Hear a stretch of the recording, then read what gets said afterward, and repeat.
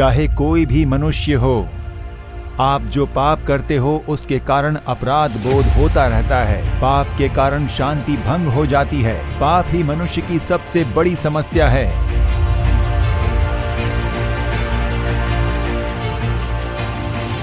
आप अगर अपने पापों को मानकर मन नहीं फिराते हो तो फिर आप कितने भी प्रायश्चित कर लो, कितने भी दान धर्म कर लीजिए, पाप की क्षमा नहीं मिलेगी। वो पाप लगातार आपका पीछा करेगा।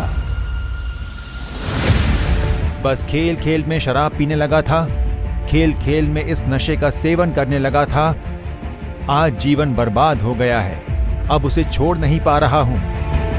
आपकी बीमारियों को चंगा करने के लिए 2000 साल पहले वो क्रूज पर घायल हुए। वो उनका आप पर प्रेम था। आपके परिवार का शाप, पीढ़ी दर पीढ़ी चलते आने वाले शाप को पूरी तरह से बदलकर आपको आशीष से भरने के लिए वो क्रूज पर शाप बने, ऐसा बाइबल कहता है। आपकी बीमारी को चंगा करने के लिए उन्होंने अपने शरीर पर घाव को सहा। क्या अपने जीवन में असफलता का अनुभव करते हुए आप यहां पर आए हो? प्रभु यीशु कहते हैं, आज आपका शोक आनंद में बदल जाएगा।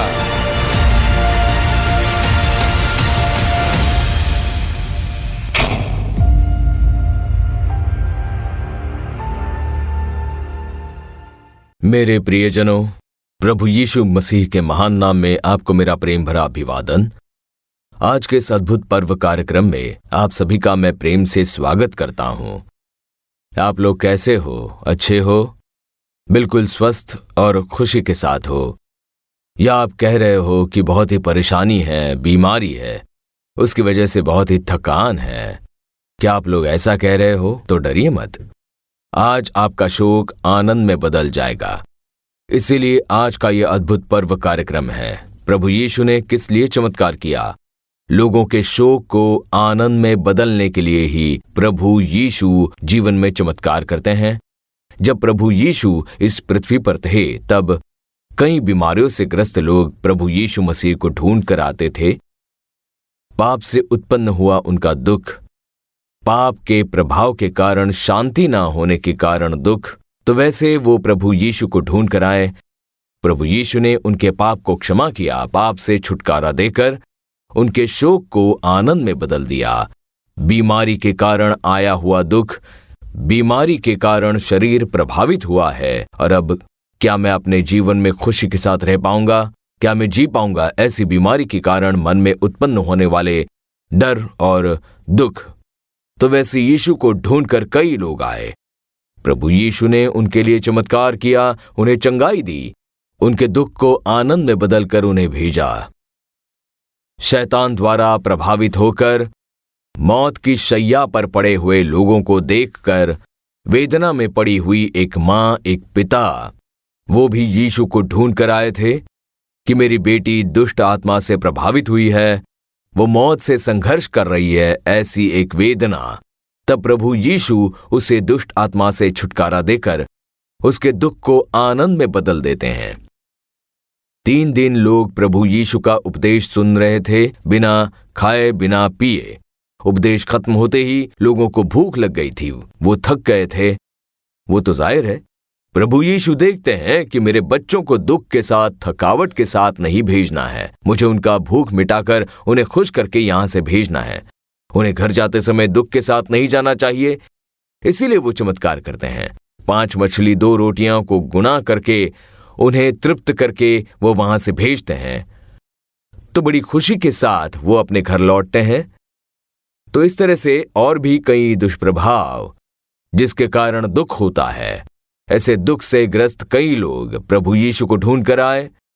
हे यीशु, दाऊद के पुत्र, ऐसे कहकर उन्हें पुकारा। उस तरह दुख के साथ, वेदना के साथ बुलाए हर एक लोगों के जीवन में प्रभु ने चमत्कार किया। उन्होंने किसी को भी ये नहीं कहा कि तुम पापी हो, तुम्हारे लिए मैं चमत्कार नहीं कर सकता। ऐसा प्रभु ने नहीं कहा। तुम यहूदी नहीं हो, तुम्हारा और मेरा क्या संबंध है? तुम तो कनानी स्त्री हो, तुम रोमी हो, तुम्हारे लिए चमत्कार नहीं करूंगा, तुम जाओ। ऐसा प्रभु यीशु ने नहीं कहा।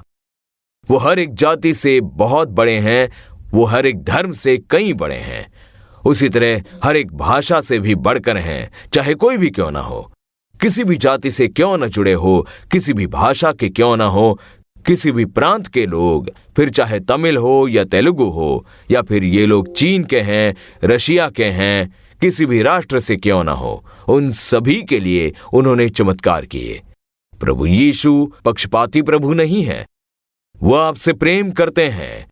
आज कोई तो एक दुख आपके अंदर भरा हुआ है ना, आपके समझ में नहीं आ रहा है कि क्या करें। आप सोच रहे हो कि कभी ना कभी मेरे जीवन में चमत्कार होगा, तो आज आपके जीवन में प्रभु यीशु चमत्कार करेंगे।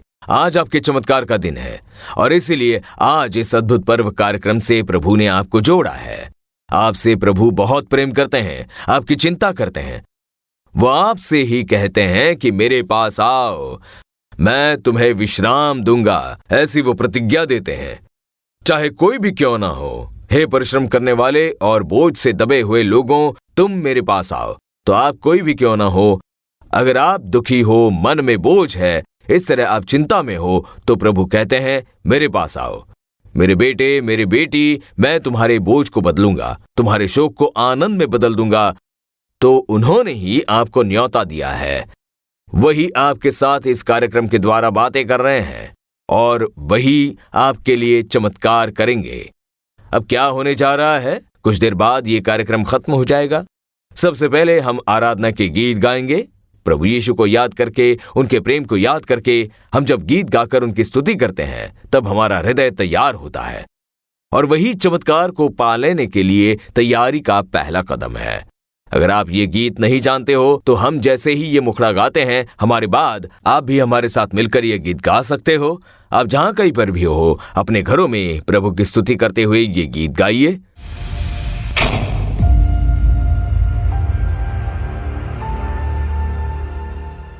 यीशु के सामर्थ्य नाम में सबका अभिवादन करता हूँ।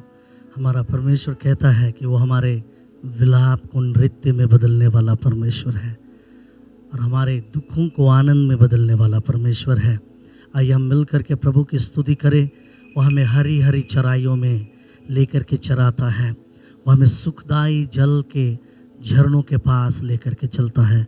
आइए हम ऐसे परमेश्वर की स्तुति करें, ऐसे परमेश्वर की जय जयकार, प्रशंसा, आराधना करें। आमेन। आइए मिल करके हम गाएं।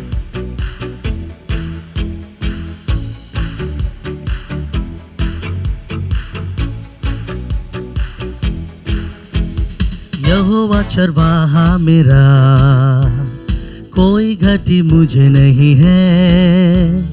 हरी चराइयों में मुझे स्नेह से चराता वो है। यहोवा चरवाहा मेरा, कोई घटी मुझे नहीं है। हरी चराइयों में मुझे स्नेह से चराता वो है।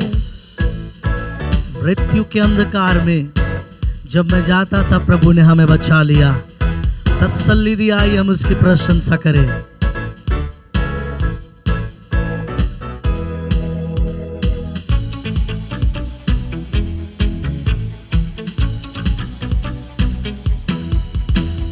मृत्यु के अंधकार से मैं जो जाता था, प्रभु यीशु करुणा से तसल्ली मुझे दी है।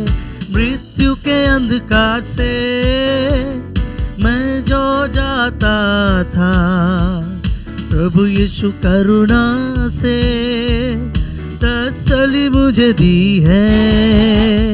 यहोवा चरवाहा मेरा, कोई घटी मुझे नहीं है।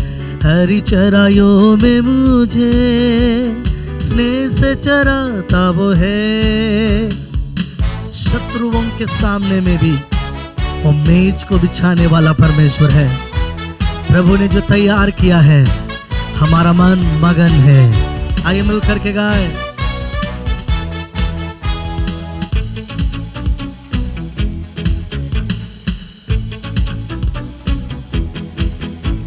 शत्रुओं के सामने मेज को बिछाता है। प्रभु ने जो तैयार की मन मेरा मगन है शत्रुओं के सामने मेज को बिछाता है प्रभु ने जो तैयार की।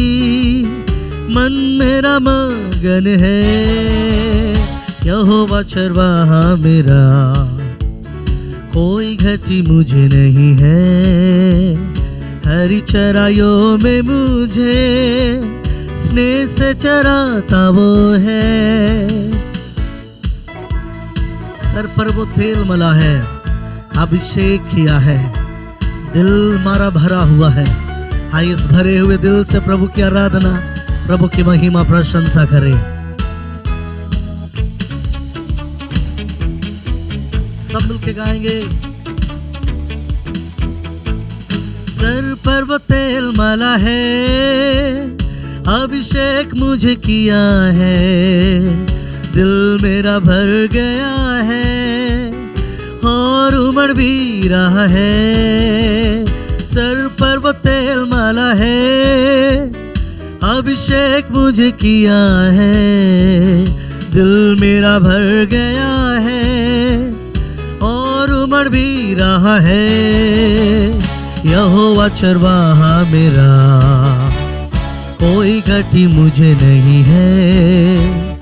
हरी चराइयों में मुझे स्नेह से चराता वो है।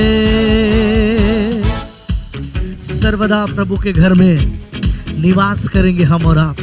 हमारा यीशु आने वाला है, हम बादलों में उसके साथ मुलाकात करने वाले हैं। आइए खुशी के साथ गाएं। सर्वदा प्रभु के घर में, सर्वदा प्रभु घर में करूंगा निवास जो मैं। करुणा भलाई भी उसकी आनंदित मुझे करती है। सर्वदा प्रभु घर में करूंगा निवास जो मैं। करुणा भलाई भी उसकी आनंदित मुझे करती है। यहोवा चरवाहा मेरा कोई घटी मुझे नहीं है। हरी चराइयों में मुझे स्नेह से चराता वो है। स्नेह से चराता वो है। हमारा परमेश्वर हमें बड़े स्नेह के साथ में हमें चराता है। सुखदाई जल के झरनों के पास लेकर के चलता है। हम सब अलग अलग रास्ते पे खोए हुए थे, परंतु जैसे ही प्रभु के करीब में आए हैं, हमारे जिंदगी को प्रभु ने बदल दिया है। यीशु तेरे करीब आने से जिंदगी मेरी बदल गई। तेरे छू लेने से हमारी जिंदगी संवर गई। आइए इस गीत को गाते हुए हम प्रभु की आराधना करें।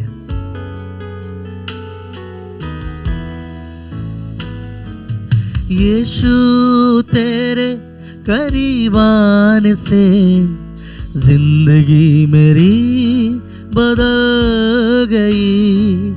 यीशु तेरे छूने से जिंदगी मेरी संवर गई। तूने मुझे है बचाया, तूने मुझे सहलाया। तूने मुझे बचाया, तूने मुझे सहलाया। मैं धन्यवाद करता रहूंगा, तेरा धन्यवाद करता रहूंगा। मैं धन्यवाद करता रहूंगा, तेरा धन्यवाद करता रहूंगा। धन्यवाद धन्यवाद धन्यवाद धन्यवाद धन्यवाद धन्यवाद धन्यवाद धन्यवाद।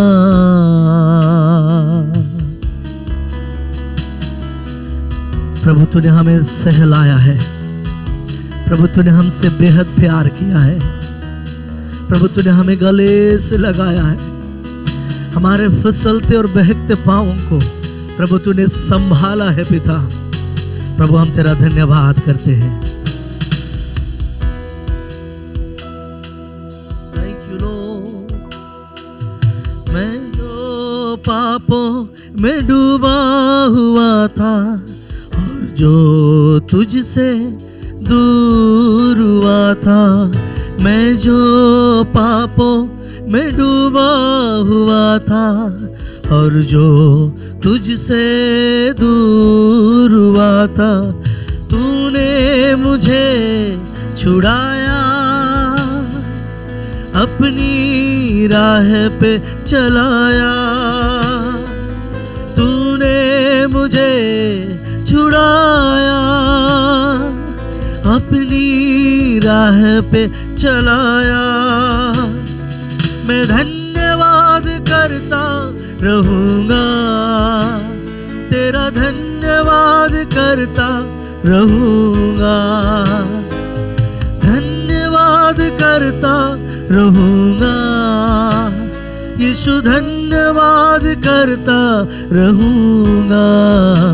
धन्यवाद धन्यवाद धन्यवाद धन्यवाद धन्यवाद धन्यवाद धन्यवाद धन्यवाद। प्रभु तेरा धन्यवाद। प्रभु तूने हमें छुड़ाया है पिता, तूने हमें बचाया है पिता, तूने हमें गले से लगाया है। प्रभु हम धन्यवाद करते रहेंगे। प्रभु हम तुझे धन्यवाद देते रहेंगे। तूने हमारे जीवन में अद्भुत कामों को किया है। प्रभु हम तेरा धन्यवाद धन्यवाद धन्यवाद करते रहेंगे प्रभु यीशु के नाम में। आमेन आमेन आमेन।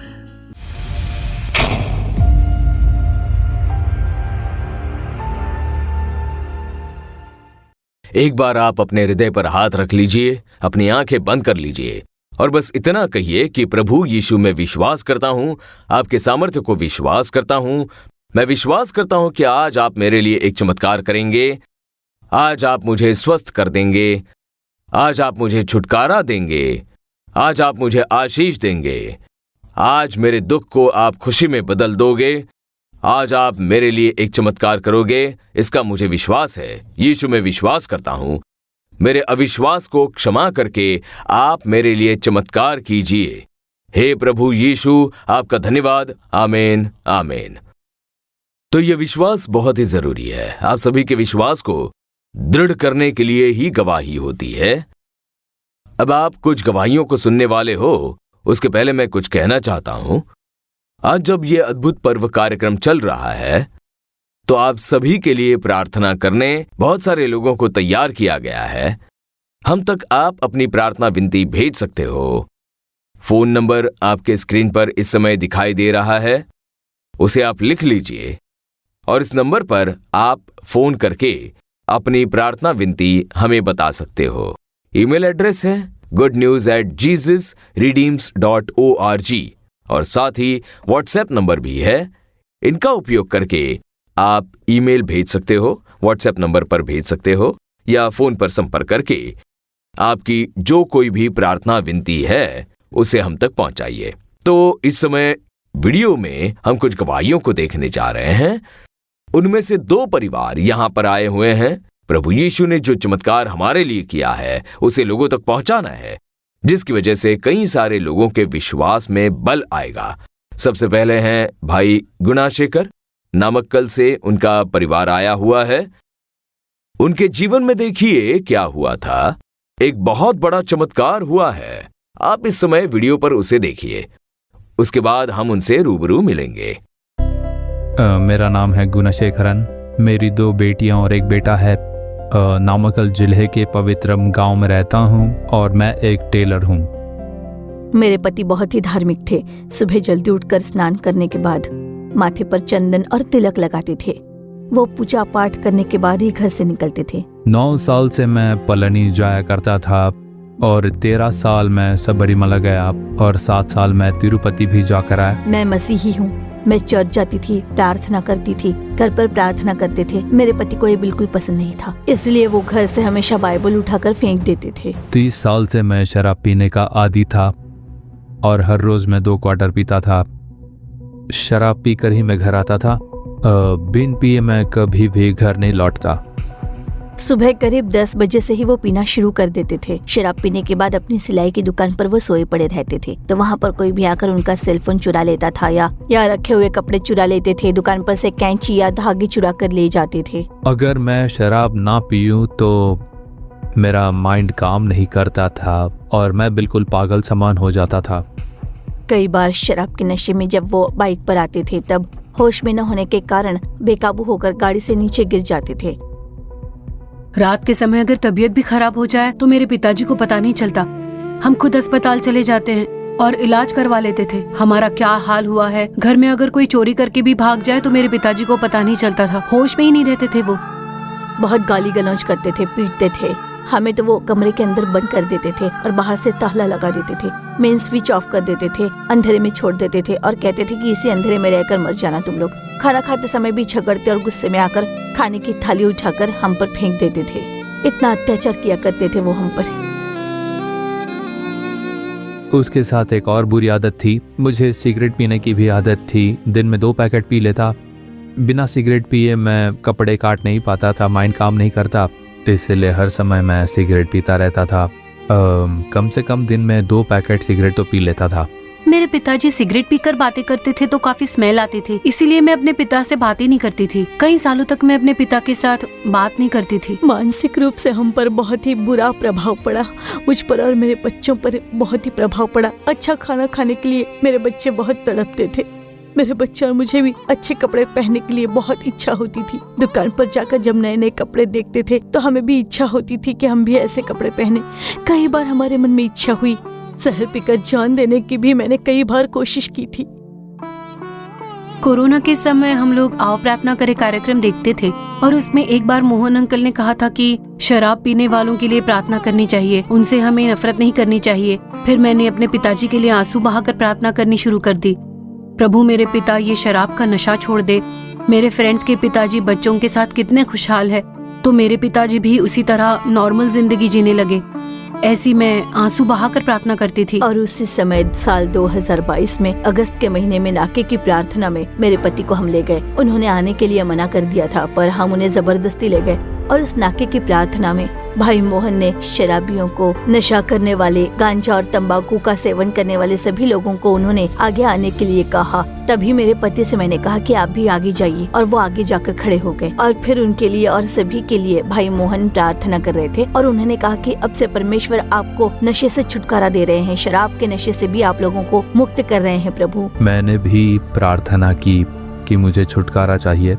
प्रभु मुझे शराब के नशे से और सिगरेट पीने की आदत से छुटकारा दीजिए। ऐसी मैंने परमेश्वर से उस समय प्रार्थना की थी। परमेश्वर के तंबू से लौटते ही मैं बिल्कुल नया बन गया था, बिल्कुल नया व्यक्ति बन गया। पुराने विचार नहीं रहे और मैं ये बिल्कुल सच सच कह रहा हूँ, इसमें कोई झूठ नहीं है। सिगरेट से छुटकारा मिल गया, शराब पीने की आदत से छुटकारा मिल गया, एक नया व्यक्ति बना दिया परमेश्वर ने, इन्हें पूरी तरह बदल दिया। अब हम बहुत ही सुकून से जीते हैं, बहुत ही शांति है मन में। अब हम सब बहुत खुश हैं। आज उनकी सारी कमाई लाकर वो हमारे हाथों में देते हैं, घर की सारी जरूरतें भी पूरी करते हैं। अब हम सब मिलकर चर्च जाते हैं, मेरे पिताजी ही लेकर जाते हैं। अब हमारे घर में काफी खुशी है। हम हमेशा इसी आशा में थे कि हमारी भी जिंदगी ऐसी ही बदल जाए, और प्रभु यीशु ने हमारे जीवन को बदल दिया। अब 2 साल हो गए हैं, शराब नहीं पीता, सिगरेट नहीं पीता हूँ और दिन में 2 घंटे मैं प्रार्थना किया करता हूँ। मेरी माँ अगर मेरे पिताजी को कुछ कहती है तो मैं उन्हें रोकती हूँ और कहती हूँ कि मेरे पिताजी अब बहुत अच्छे बन चुके हैं। अब टेलरिंग के काम के साथ मैं सेवकाई भी करता हूँ। ये किताब लोगों में बांटकर मैं सेवकाई कर रहा हूँ। 30 साल के शराब के नशे से छुटकारा देने वाले प्रभु यीशु को कोटि कोटि धन्यवाद। 30 सालों से शराब के नशे के अधीन रहने वाला एक व्यक्ति क्या एक दिन में बदल सकता है? क्या एक दिन में वो ये सब छोड़ सकता है? कई सारे लोग यही सवाल कर रहे हैं कि हम तो कितने सालों से शराब पी रहे हैं, 10 साल, 15 साल, 20 साल से, उसे हम कैसे छोड़ सकते हैं? छोड़ नहीं पा रहे हैं। ऐसी ही कई लोगों की समस्या है। परिवार पर प्रभाव पड़ रहा है, शारीरिक समस्या उत्पन्न हो रही है, सारे पैसे भी खर्च हो रहे हैं, पर छोड़ नहीं पा रहे हैं। छोड़ दे तो पागल जैसे हो जाते हैं। यही तो बहुत बड़ी समस्या है। बीड़ी, सिगरेट या फिर नशीली चीजें। अगर उन चीजों का शिकार हो जाए, क्या करें? ये तो हमारा नसीब है, अब कुछ नहीं कर सकते। मौत ही एकमात्र रास्ता है। ऐसे कई लोग जूझ रहे हैं। तो आपके लिए खुशखबरी है, प्रभु यीशु मसीह एक पल में आपको छुटकारा दे सकते हैं। और यही चमत्कार है। ऐसा एक परमेश्वर है जो आज आपसे बातें कर रहा है। 30 साल में जो पाप में पड़े थे, उन्हें एक ही पल में छुटकारा देकर एक बिल्कुल नया मनुष्य बना दिया।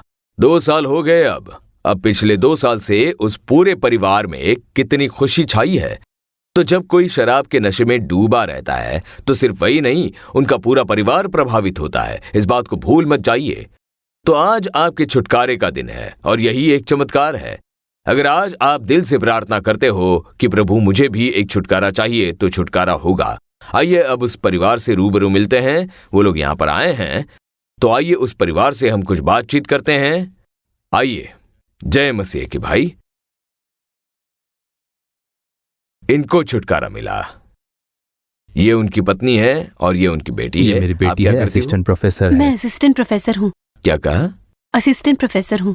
अच्छा, असिस्टेंट प्रोफेसर हो तुम कॉलेज में। तो आपके 3 बच्चे हैं। 2 बेटी और 1 बेटा है। एक बेटा है। ओके, बढ़िया। हमें बहुत खुशी हुई। इस समय हम आपकी गवाही देख रहे थे वहां वीडियो पर। हाँ, तो 30 साल आप एक बड़े ही धार्मिक इंसान बड़ा थे। धार्मिक इंसान था। तो इतने धार्मिक बिल्कुल। इंसान रहकर इस पाप में कैसे पड़े आप? देखिए, मेरी पत्नी मुझे यहाँ लेकर आई थी हाँ, कि हाँ। नालुमावड़ी जाना है। हाँ, यही मुझे यहाँ ले आई। और उस समय कोरोना काल चल रहा था, 2 साल से नुकसान हो रहा था। तो इसने कहा कि दुकान में भी नुकसान हो रहा है, तो चलकर एक बार प्रार्थना आशीष करते की हैं। प्रार्थना के लिए आपको यहाँ लेकर आई थी तो वो। हम यहाँ पर आए थे और यहाँ पर आने की वजह से ही छुटकारा मिला। छुटकारा। हाँ। ओके। और उस दिन आपने जब प्रार्थना की थी, हाँ, हाँ। पिछले अगस्त के महीने में आपने प्रार्थना की थी, तब शराब से छुटकारे के लिए मैंने प्रभु से प्रार्थना की और उसी दिन से पूर्ण छुटकारा मिल गया। हाँ जी, हाँ। आमीन। आमीन। माइक उनको प्रभु को दीजिए। कोटि कोटि धन्यवाद। ये बहुत ही धार्मिक इंसान थे, आप तो जानते ही हो। बिल्कुल, हाँ। आप इन्हें बताया था। हाँ, तो बिल्कुल। इतने धार्मिक इंसान होकर आप ऐसा क्यों करते हो? क्या आपने ऐसा कभी पूछा? ये बहुत ही धार्मिक थे। हमें चर्च नहीं जाने देते थे, बाइबल उठाकर फेंक देते थे। कई बार हमें घर से बाहर निकालकर वो अंदर से दरवाजा बंद कर देते थे और कई बार हमें कमरे में बंद करके बाहर से ताला लगाकर चले जाते थे। ऐसा शराब के अक्सर नशे होता में डूबकर रहता ऐसे था। बोलते हाँ, थे? शराब के नशे में ये ऐसा करते थे। मेरी बेटी जब स्कूल जाते समय वो रात को 11, 12, 1 बजे तक पढ़ाई करती रहती थी, तो उस समय भी जाकर लाइट बंद कर देते थे, उसे पढ़ने नहीं देते थे।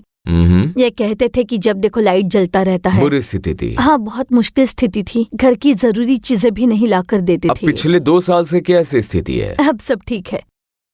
सिलाई की दुकान है इनकी, अब काम भी बहुत ज्यादा बढ़ चुका है। काफी अच्छा, बहुत कपड़े काम आते है। हैं, लेकिन बहुत ये उतना अच्छा। काम नहीं कर पाते हैं। और प्रभु ने इतनी आशीष दी है तो पहल मैं ही इन्हें यहाँ नालू माउड़ी लेकर आई। पर ये यहाँ आना नहीं चाहते थे, लेकिन किसी तरह हम इन्हें यहाँ ले आए और यहाँ सभा में लाकर इन्हें शामिल किया। आपने भी शराब से मुक्ति के लिए प्रार्थना की थी और उसके बाद से ही इनकी वो आदत छूट गई। दिन में 2 पैकेट सिगरेट पिया करते थे। घर खर्च के लिए तो पैसे ही नहीं देते थे, लेकिन शराब और सिगरेट के लिए पैसे खर्च करते थे। घर में बहुत झगड़े होते हैं, रोना धोना होता था, बहुत संघर्ष होता था। बच्चों को कुछ भी अच्छी चीज खरीद कर नहीं दे पाते थे। बहुत ही गाली गलौज करते थे, बहुत ही बुरी बुरी बातें करते थे। उसे सुनकर हमें ही तो आज शर्म आ बताइए, जाती आज थी। कैसी स्थिति अब ये है? ऐसा नहीं बोलते, बिल्कुल गाली गलौज नहीं करते, हाँ, ना ही हाँ। सिगरेट पीते हैं, ना ही शराब पीते हैं। आज हमारा पूरा परिवार बहुत खुश ही है। खुश है। परमेश्वर ने हमारे घर का रूपांतरण बेटी को कर दिया दीजिए। है। तुम्हारे पिताजी आज कैसे हैं और पहले कैसे थे? तुम चाहती थी ना कि तुम्हारे पिताजी बदल जाएं? परमेश्वर की स्तुति हो, प्रभु का धन्यवाद जिन्होंने हमें गवाही बनाया। पहली बात तो जब मेरे पिताजी शराब पी कर आते थे तो मुझे बहुत बुरा लगता था। मुझे शराबी बिल्कुल पसंद नहीं है। मेरे और पिताजी के बीच हमेशा झगड़ा होता था। मैं उन्हें और वो मुझे बिल्कुल भी पसंद नहीं करते। पर अब ऐसा नहीं है। मेरे पिताजी के पश्चाताप के बाद परमेश्वर ने मुझे मेरे पिताजी लौटा दिए हैं। बहुत बड़ी खुशी है। बहुत खुश तो हैं हम। देखिए, एक परिवार का दुख अब खुशी में बदल गया है। आपको इसी पर ध्यान देना है कि तुम्हारा शोक आनंद में बदल जाएगा। तो जब ये शराब पीने के आदी थे तब ये भी दुखी थे, और फिर उनकी पत्नी, बच्चे, घर के सभी लोग काफी दुखी थे, ये सोचकर कि ये भी कोई जीना है, हम खुदकुशी करके मर जाते हैं। पर एक बार यीशु ने जब उनकी स्थिति को देखा तब एक छुटकारा और खुशी मिली। आज इनका पूरा परिवार कितना खुश है, देखिए, इनकी पत्नी, उनके बच्चे सभी बहुत खुश हैं। और यही चमत्कार प्रभु यीशु मसीह करते हैं। आप सोचते हो कि इस पाप से छुटकारा नहीं मिलेगा, उसी में प्रभु आपको छुटकारा देंगे। यूहन्ना अध्याय 8 और वचन 36 में यीशु कहते हैं, इसीलिए यदि पुत्र मतलब मैं यीशु मसीह यदि तुम्हें स्वतंत्र करेगा तो सचमुच तुम स्वतंत्र हो जाओगे। आप आइए, ये दवाई लीजिए और धीरे धीरे करके सब कुछ ठीक हो जाएगा। ऐसा नहीं होता, बस एक स्पर्श काफी है। प्रभु यीशु ने स्पर्श किया तो पूरा जीवन बदल जाता है। और वैसा ही चमत्कार इस परिवार में भी हुआ है। नमक्कल से आकर ये अपनी गवाही दे रहे हैं। आज इन्होंने जो खुशी पाई है उसे सबको बता रहे हैं। आज ये दोनों मिलकर सेवकाई कर रहे हैं, जाकर यीशु के बारे में औरों को भी बता रहे हैं कि हमें देखिए, हमारे जीवन में यह खुशी मिली, प्रभु आपको भी खुशी देंगे। यही तो सेवकाई है। मुझे छुटकारा दिया था, आपको भी वो देंगे। मेरे परिवार के दुख को बदल दिया था, आपके परिवार के दुख को भी बदल देंगे। ये विश्वास ही सेवकाई है और वही तो वो कर रहे हैं। तो इस तरह प्रभु यीशु से चमत्कार पाने वाले लोगों को चुप नहीं बैठना चाहिए, उसके बारे में दूसरों को भी बताना चाहिए। तो इसलिए आज इस समय सिर्फ एक खुशहाल परिवार ही नहीं पर अनेकों के लिए एक खुशहाल परिवार बनकर आज ये लोग यहाँ पर खड़े हैं। आपका अभिवादन, बहुत खुशी हो रही है। करोड़ों लोगों ने आज इस गवाही को देखा है, यीशु की महिमा की है आपने। तो इस स्थिति से बढ़कर प्रभु आपको आशीष देंगे। God bless you, God bless you. Okay, देखिए यीशु कितने चमत्कारी परमेश्वर हैं। वो आपसे प्रेम करते हैं। वो आपके घर पर आए हैं, ठीक अभी वो वहां हैं। तो क्या नालो मावड़ी मुझे आना पड़ेगा, यहां आएंगे तो ही छुटकारा मिलेगा? वैसा बिल्कुल नहीं है। उनके मामले में वचन सुनने के लिए, आशीर्वाद पाने के लिए उन्हें नालू मावड़ी आना पड़ा। उनके घर पर समझाया गया, उन्होंने सुना नहीं, इसीलिए परमेश्वर उन्हें यहां ले आए। पर आप लोग घर पर ध्यान से सुन रहे हो तो यीशु बिल्कुल आपके करीब हैं। आपके घर पर है वो। अगर आप अस्पताल से देख रहे हो तो अस्पताल में है वो। ये कार्यक्रम आप जहां से भी देख रहे हो, यीशु बिल्कुल आपके करीब हैं। आपकी आवाज सुनने की दूरी पर, ठीक आपकी सांसों के जैसे ही वो आपके करीब हैं। प्रभु यीशु आपके बहुत ही करीब हैं। तो जैसे ही आप यीशु को पुकारोगे, आप उनकी उपस्थिति महसूस कर पाओगे। बस एक ही दिन में प्रार्थना के द्वारा प्रभु ने उन्हें एक नया व्यक्ति बना दिया। फिर नशे का विचार ही नहीं आया। तो यीशु सिर्फ पाप को क्षमा करने वाले प्रभु नहीं है, पाप की शक्ति से छुटकारा देने वाले प्रभु हैं। वही है प्रभु यीशु। तो आज वो आपके लिए भी ऐसा एक चमत्कार करने जा रहे हैं।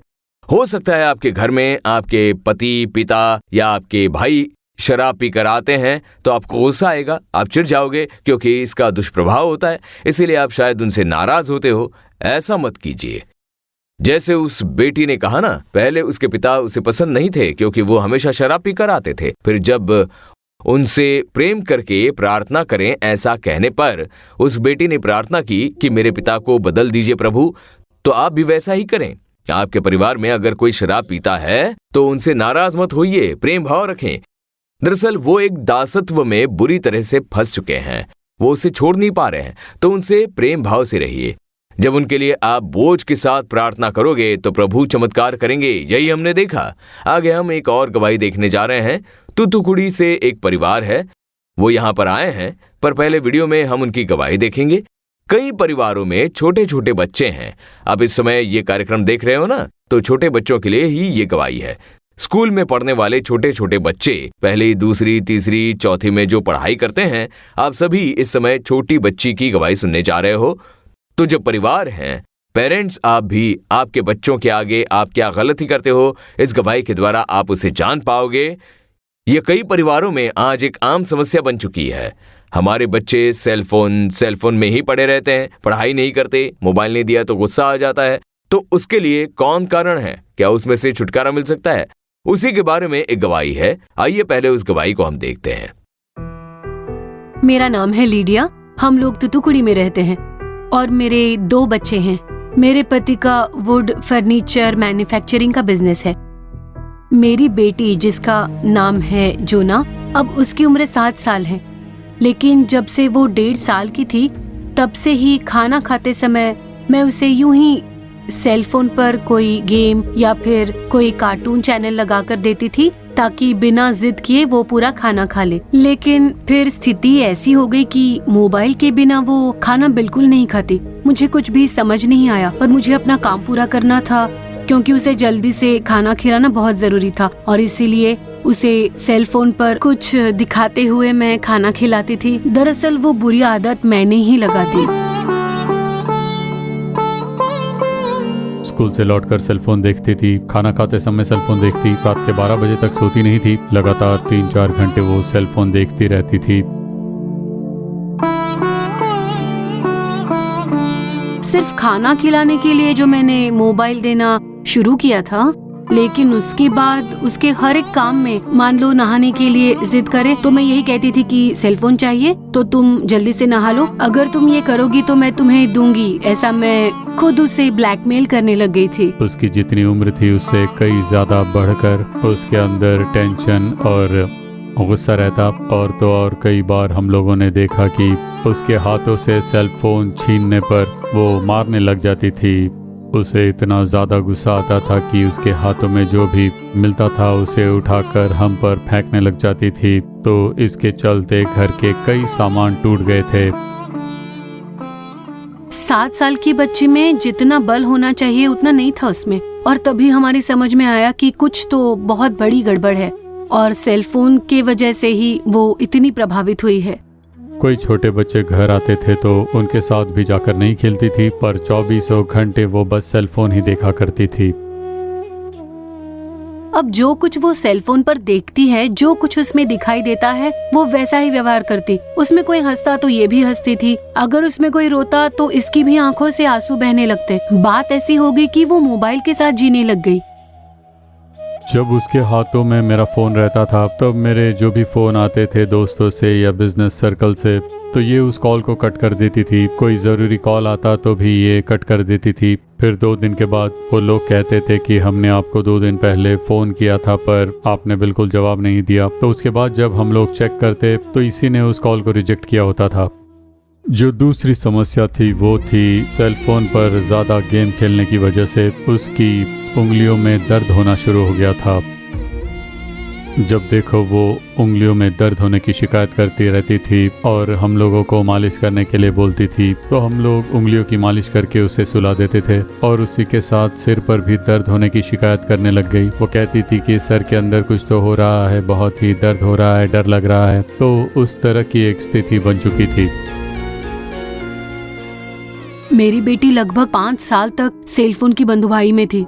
आओ प्रार्थना करें कार्यक्रम हम लोग निरंतर रूप से देख रहे हैं और उस कार्यक्रम में सेल फोन की बंधुआई में पड़े लोगों के छुटकारे के बारे में गवाहियां सुनते थे। उसके बाद भाई मोहन सेल फोन की बंधुआई में पड़े लोगों के लिए अब इस समय छुटकारा मिलेगा, ऐसी जब उन्होंने प्रार्थना की तब मैंने अपनी गलती मान ली। मैंने प्रार्थना की कि प्रभु मेरी बेटी का जो हश्र हुआ है उसमें मैं ही जिम्मेदार हूँ। मैंने अर्पण के साथ प्रार्थना की कि प्रभु मुझे क्षमा करे, किसी भी तरह से सेल फोन से, इस बंधुआई से उसे छुटकारा दीजिए प्रभु, उसका उद्धार होना चाहिए, दूसरे बच्चों की तरह वो नॉर्मल बन जाए।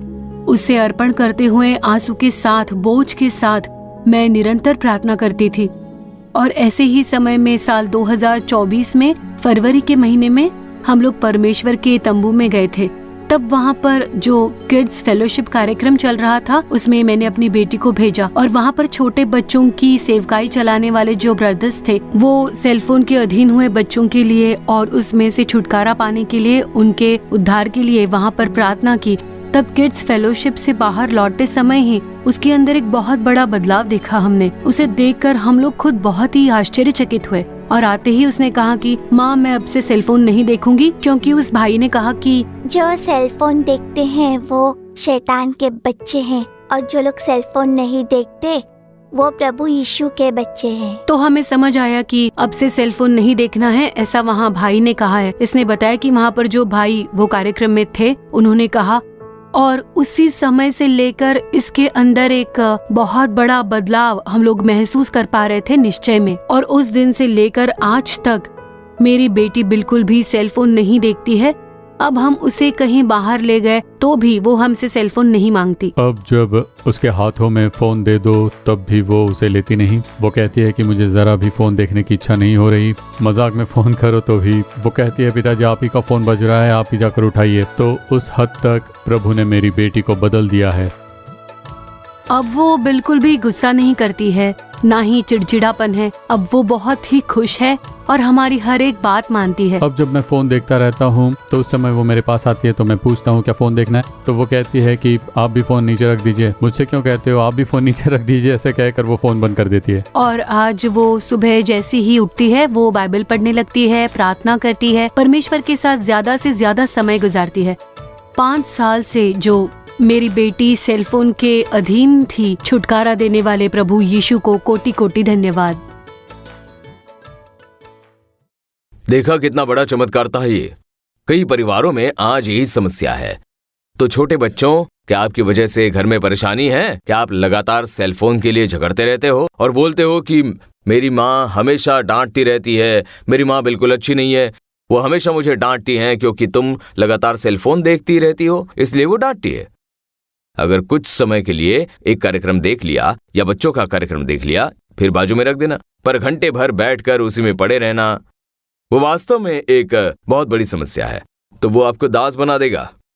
माता पिता के लिए भी प्रभु ने इसमें एक बात कही है, आपके बच्चे जब छोटे हो तब उन्हें सेलफोन मत दीजिए। उसे दिखाकर उन्हें खाना खिलाना, अगर खाए नहीं तो सेलफोन दिखा देना। मैंने कई बार देखा है कि कई बार छोटे छोटे बच्चों को खाना खिलाते समय, यहां तक कि होटल में भी पास में सेलफोन रख देते हैं।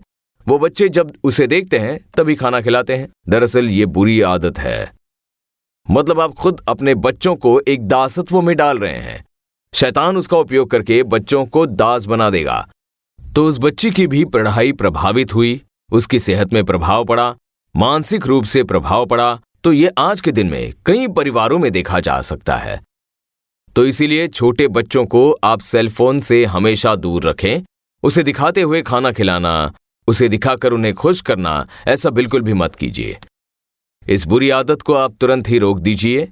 अगर परमेश्वर की उपस्थिति में आप अपने बच्चों पर हाथ रखकर प्रार्थना करो तो निश्चय प्रभु आपको छुटकारा देंगे। अब इस बेटी को देखिए।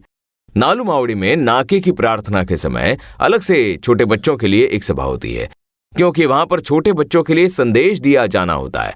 छोटे बच्चों के लिए प्रार्थना, छोटे बच्चे वचन का मनन करते हैं, तो बच्चों से जुड़े सारे कार्यक्रम हमारे बच्चों की सेवकाई करने वाले वहां सिखाकर प्रार्थना करते हैं। तभी उस बेटी ने प्रभु का स्पर्श महसूस किया। यीशु ने स्पर्श करके उसे छुटकारा दिया है। देखिए, अब वो परिवार हमारे बीच में यहाँ उपस्थित है। आइए उस परिवार को यहाँ बुलाते हैं। तूतुकुड़ी शहर से आए हैं वो लोग। देखिए, यही वो परिवार है। और ये छोटी बेटी, हाँ, सेलफोन से इसे छुटकारा मिला है।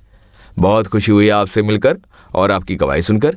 आज तुम्हारी गवाही लाखों लाख छोटे छोटे बच्चे देख रहे हैं और उन सभी को तुम्हारे द्वारा एक संदेश पहुंचा है।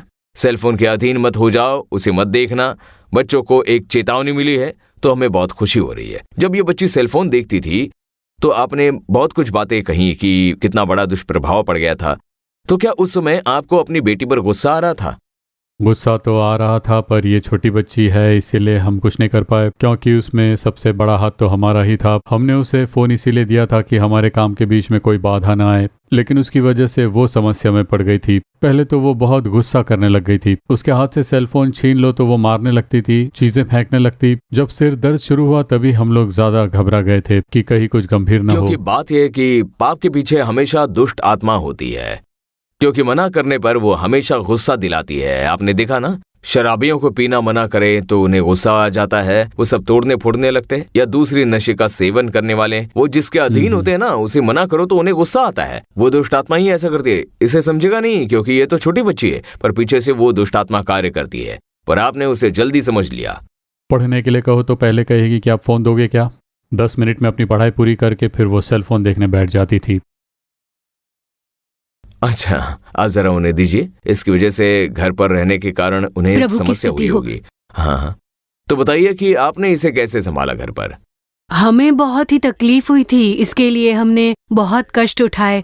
और आओ प्रार्थना करे कार्यक्रम एक बार देख रहे थे, तभी आप इसी चीज के लिए प्रार्थना कर रहे थे और तभी हमें हमारी गलती का एहसास हुआ और मैंने प्रार्थना की कि प्रभु मेरी गलती है, ये तो बच्ची है, पर हमेशा हमारे काम को पूरा करने के लिए हम इसे जल्दी जल्दी खाना खिलाकर मुझे अपने काम भी पूरे करने होते थे और इसीलिए इसकी ऐसी हालत होने के लिए मैं ही पूर्ण रूप से जिम्मेदार हूँ। मेरी वजह से ही ऐसा हुआ है क्योंकि वो ज्यादा करके घर में मेरे साथ ही रहती है। सिर्फ मैं अपना काम पूरा करने के लिए कोई भी डिस्टर्बेंस ना हो इसीलिए मैं मोबाइल फ़ोन उसे दिया करती थी। लेकिन जैसे जैसे उसके व्यवहार बदलते चले गए मुझे अपनी गलती का एहसास हुआ और आओ प्रार्थना करे कार्यक्रम देखते समय मैंने कहा, प्रभु मैं मेरी बच्ची के लिए अर्पण के साथ प्रार्थना करती हूँ, उसकी ये आदत छूट जाए और उसे पूर्ण रूप से छुटकारा मिले। ऐसी हमने प्रार्थना की और प्रभु ने पूर्ण रूप से छुटकारा दे दिया। हालेलुया। ये आपका जो बेटा है, क्या आपने इसे सेलफोन नहीं दिया?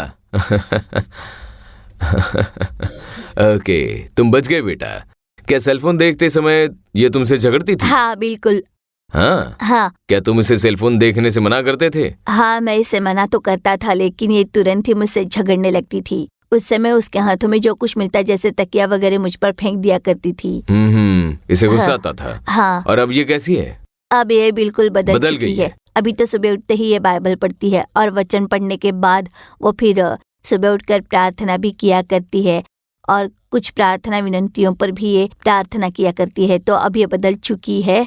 प्रार्थना विनती के लिए? हाँ बिल्कुल। ओके, क्या तुम लोग दोनों मिलकर प्रार्थना करते हो? हाँ।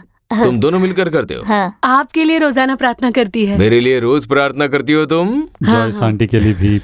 अच्छा, जॉयस आंटी के लिए मेरे लिए प्रार्थना करती है। तो देखो मेरे लिए कितने सारे प्रार्थना वीर प्रार्थना करते हैं। बिल्कुल, ये प्रार्थना ही हमें संभाले हुए हैं। तो प्रभु यीशु देखिए कितने चमत्कारिक हैं। छोटे बच्चों को भी बहुत सारी समस्याएं होती है। सेलफोन की समस्या, कुछ बच्चे स्कूल में बहुत ही बुरी तरह प्रभावित होते हैं उनके फ्रेंड्स के द्वारा, तो मानसिक रूप से उन पर प्रभाव पड़ता है। अगर बच्चों में कुछ बदलाव हो रहा है तो माता पिता को ध्यान देना होगा कि बच्ची पर कुछ प्रभाव पड़ा है। हमें प्रार्थना करनी होगी, बच्चों की तुरंत सहायता करनी होगी और विशेष करके सेलफोन के कार्य में सावधान रहें। अमेरिका में देखिए, फ्लोरिडा महानगर में वहां के जो गवर्नर हैं उन्होंने कह दिया कि 12 साल के कम उम्र के बच्चों को फेसबुक की अनुमति नहीं, गूगल नहीं, सोशल मीडिया भी नहीं, उन्होंने कट कर दिया उसे। बच्चों को उनसे बचाने के लिए गवर्नमेंट ने बंद कर दिया। तब फेसबुक गूगल वालों ने उन पर कार्यवाही की और उन्होंने कह दिया कि हमारे बच्चे हमारे लिए जरूरी है, उनका जीवन प्रभावित हो रहा है। अब जरा सोचिए कि अमेरिका के एक राज्य की सरकार ने ऐसा फैसला किया हो, तो हम तो प्रभु के जन हैं, तो माता पिता को अच्छा फैसला लेना होगा। आज के दिन निश्चय कीजिए कि बच्चों को सेलफोन से दूर रखेंगे। जब सही उम्र हो जाती है तब उनके उपयोग के लिए उसे आप वो दे सकते हैं, पर छोटे छोटे कार्यों के लिए आप उन्हें दास मत बना दीजिए। जैसे उन्होंने कहा कि मेरी बच्ची की कोई गलती नहीं है, 1.5 साल की बच्ची क्या जानती होगी, मैंने ही ऐसी गलती कर दी थी। इस बात को आप स्वीकार कर लीजिए, प्रभु आपके बच्चों को जरूर छुटकारा देंगे। तो बेटा मुझे बताओ, तुम जब सेलफोन देखा करती थी तब तुम्हारी माँ मना करती थी तो तुम्हें गुस्सा आता था ना? गुस्से में सब कुछ उठाकर फेंकती थी ना? अब क्या होता है बताओ? अभी वैसा नहीं करती। अभी सेलफोन देखने का मन नहीं करता तुम्हें? नहीं। पर उसमें कार्टून वगैरह आते हैं ना, उसे देखने की इच्छा नहीं है? नहीं है। वो सारी इच्छा प्रभु यीशु ने दूर कर दी। अब तुम प्रार्थना करती हो, बाइबल पढ़ती हो, अब गुड गर्ल बन चुकी हो, अब बहुत आशीष मिल चुका है तुम्हें ना। मेरे लिए भी प्रार्थना करती हो, बहुत खुशी की बात है। तो देखिए, ऐसे जो छोटे छोटे बच्चे होते हैं वो प्रभु की ओर से बड़ा आशीष हैं। तो आपके घर में अगर बच्चे हैं तो आपके जीवन का सबसे बड़ा आशीष वही है। आपके बच्चे ही प्रमुख आशीष हैं। उन्हें पाल पोस कर सही इंसान बनाने परमेश्वर ने आप पर भरोसा करके आपको दिया है। तो ध्यान रखिए, देखिए छोटे बच्चे प्रार्थना करनी शुरू कर देते हैं, वो बाइबल पढ़ने और ध्यान करने लगते हैं। ये नन्ही बच्ची तो प्रार्थना विनती को रखकर प्रार्थना करती है। तो इसी तरह परमेश्वर बच्चों को बदलते हैं। आपके घर पर बच्चे अगर प्रार्थना करने शुरू कर देते हैं तो परिवार में आशीष होगा। बच्चे सच्चाई के साथ प्रार्थना करते हैं, वो बहुत ही शक्तिशाली प्रार्थना होती है। इसीलिए प्रभु परमेश्वर की स्तुति हो। बहुत खुशी हुई। ब्रदर, आप अपने परिवार के साथ यहाँ पर आए तो मेरे लिए लगातार आप लोग प्रार्थना कीजिए, ठीक है? हाँ। ओके, बढ़िया। प्रभु की स्तुति हो। प्रभु यीशु देखिए कितने चमत्कारिक परमेश्वर हैं। वो सिर्फ बीमारियों को चंगा करने वाले परमेश्वर नहीं, केवल पाप से छुटकारा पाने वाले परमेश्वर नहीं, पर बच्चों की रक्षा करने वाले प्रभु हैं। तो आज छोटे बच्चों, आपको प्रार्थना करनी चाहिए, मुझे भी ऐसा बनना है। प्रभु मुझे छुटकारा दीजिए, मुझे सेलफोन के जाल में नहीं फंसना है, उसमें से मुझे छुटकारा दीजिए। जिन माता पिता के छोटे छोटे बच्चे हैं उन्हें अर्पण के साथ प्रार्थना करनी होगी। उनके सेलफोन का उद्धार होना चाहिए। अगर किसी स्थिति में सेलफोन बच्चों को देना बहुत जरूरी बनता है तो आप एंड्रॉयड फोन या फिर स्मार्टफोन का इस्तेमाल मत कीजिए। बस एक साधारण फोन ले लीजिए। सिर्फ बात करने के लिए उसमें वो ये सब नहीं देख पाएंगे। सिर्फ थोड़े दिन आपको त्याग करना ही होगा और बच्चे भी उसे समझ पाएंगे, तभी आप छुटकारा पा सकते हैं। तो खराई के साथ प्रार्थना कीजिए। अब हम एक और गवाही देखेंगे, फिर हम वचन की ओर जाएंगे। यह भी बड़ी चमत्कारिक गवाही है। 7 साल उन्हें कान से सुनाई नहीं देता। प्रभु यीशु तब चमत्कार करते थे, आज क्या वो करते हैं? तो देखिए, ये गवाही बहन सेल्वी रामापुरम से, चेन्नई के रामापुरम से, उन्हीं की गवाही अब हम वीडियो में देखेंगे। मैं हूँ सेल्वी, मेरा एक बेटा है। मैं चेन्नई के रामापुरम में रहती हूँ। 7 साल से इस दाहिने कान में बहुत समस्या थी। मुझे बिल्कुल भी सुनाई नहीं देता। कुछ भी सुनना हो या फिर फोन आ जाए तो मैं बाएं कान का ही इस्तेमाल करती थी, क्योंकि दाहिने कान का मैं बिल्कुल भी यूज नहीं करती। मैं बिल्कुल भी केयर नहीं करती। इसी कान से काम चलाती। लोगों से कहती फिर से बोलिए, सबसे ऐसे ही करती। फोन पर बात करते समय भी मैं अगर कुछ कहूँ तो उन्हें ठीक से सुनाई नहीं देता था, इसलिए मैं ज्यादा फोन नहीं करता। और घर पर भी मैं 1 बार या 2 बार उनसे कुछ कहता पर उन्हें सुनाई नहीं देता था। फिर वो काम मैं ही कर दिया करता था। बाई ओर की आवाज तो सुनाई देती थी, पर दाई ओर से अगर किसी ने बुलाया तो इस कान से तो बिल्कुल भी सुनाई नहीं देता था, थोड़ा भी नहीं। उसके लिए मैं बहुत ज्यादा उदास होती थी, बहुत ही तकलीफ होती थी और हर बार एक अजीब तरह का साउंड मेरे कानों में आता था। दिन के समय में तो वो आवाज नहीं सुनाई देती थी, पर रात के समय में सोते वक्त ही कान में ये आवाज आती थी। सुर सुर सुर की आवाज आती थी, पर मैं सिर्फ सिर पर हाथ मारकर बैठ जाती थी। दिन के समय में तो ऐसा नहीं होता, पर रात को सोते समय ऐसा टॉर्चर हो रहा है, ऐसा मैं बहुत उदास होती थी। लोग तरह तरह की सलाह देते, अरे इससे क्या जाकर बात करे, इससे कुछ भी बोलना बेकार है, फोन करे तो भी जवाब नहीं देती, या फिर कहते थे कि गले में अपना फोन लटका लो। लोग मेरे कान को लेकर बहुत ही भला बुरा कहते थे मुझसे, बहुत डांटते थे लोग मुझे। उससे मुझे बहुत बुरा लगता था। मेरे कान की समस्या की वजह से कई लोग मेरे बारे में तरह तरह की बात करते थे, लेकिन मैंने उन बातों में जरा भी ध्यान नहीं दिया। मैं तो भूल जाती थी। कुछ लोग मेरे पीठ पीछे बात करते, कोई तो सामने से डरते थे, पर मैं उन्हें नजरअंदाज करती। बहुत ही वेदना थी, बहुत वेदना थी, कष्ट होता था। जब अंग काम करे तभी उसकी इज्जत होती है। अगर बिगड़ गया तो उसका कोई फायदा नहीं, भले ही वो कान क्यों न हो, कोई जीव या फिर निर्जीव वस्तु ही क्यों न हो, उसका काम करते समय ही सम्मान मिलता है, नहीं तो उसकी इज्जत नहीं होती। हमने जिस अस्पताल में दिखाया वहाँ पर कहा गया कि 2 लाख रुपए खर्च करने पड़ेंगे, ऑपरेशन भी करना होगा। फिर हम लोग अस्पताल गए। बहुत ही घबराई हुई थी मैं। मुझे ऐसा भी लगा कि कोई बड़ी समस्या ना हो जाए, इसीलिए मैं फिर घर लौट आई। और उसी बीच साल 2024 जून के महीने में नालू मावड़ी के नाके की प्रार्थना में मुझे कोई ले गया। वहाँ पर जब मैंने चमत्कार देखे तो मुझे विश्वास हुआ। वहाँ पर मैंने बहुत बड़ी भीड़ देखी। वहाँ पर तो बैठने के लिए भी जगह नहीं थी। स्त्री, पुरुष और छोटे छोटे बच्चे, कई लोग थे वहाँ पर। मैंने अपनी आंखों से देखा सब। और उस सभा में भाई मोहन स्टेज पर खड़े होकर हमारे लिए प्रार्थना कर रहे थे। उन्होंने कहा कि जिसे जहाँ पर समस्या है वहाँ पर हाथ रख लीजिए और आपको छोड़कर दुष्ट आत्मा भाग जाएगी। ऐसा उन्होंने लगातार कहा। बीमारी के स्थान पर हाथ रख लीजिए या फिर सर पर हाथ रख लीजिए। शैतान को डांटिए, शैतान का विरोध करते हुए प्रार्थना करें। बोलिए, शैतान तुझे मैं यीशु के नाम में डांटता हूँ, मेरे शरीर से दूर निकल जा। मेरे शरीर से तू अपने हाथ उठा ले।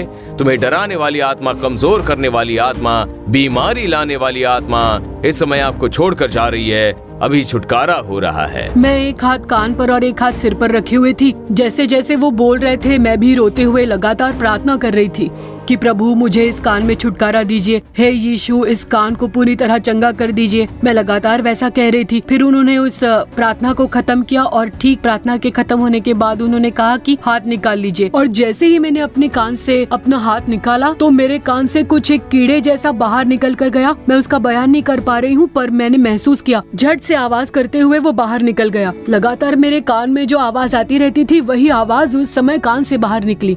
अब ऐसा हुआ कि मैं जो बोल रही थी वो खुद मुझे ही बड़ी जोरों से सुनाई देने लगा।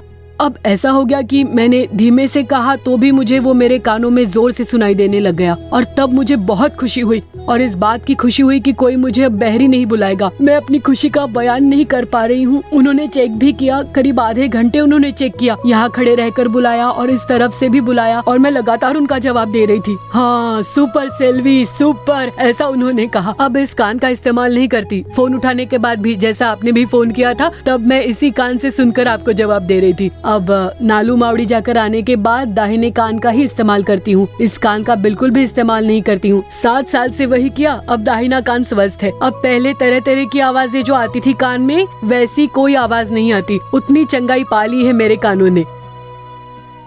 7 साल से बहरा जो कान था उसे चंगा करने के लिए प्रभु यीशु को कोटि कोटि धन्यवाद।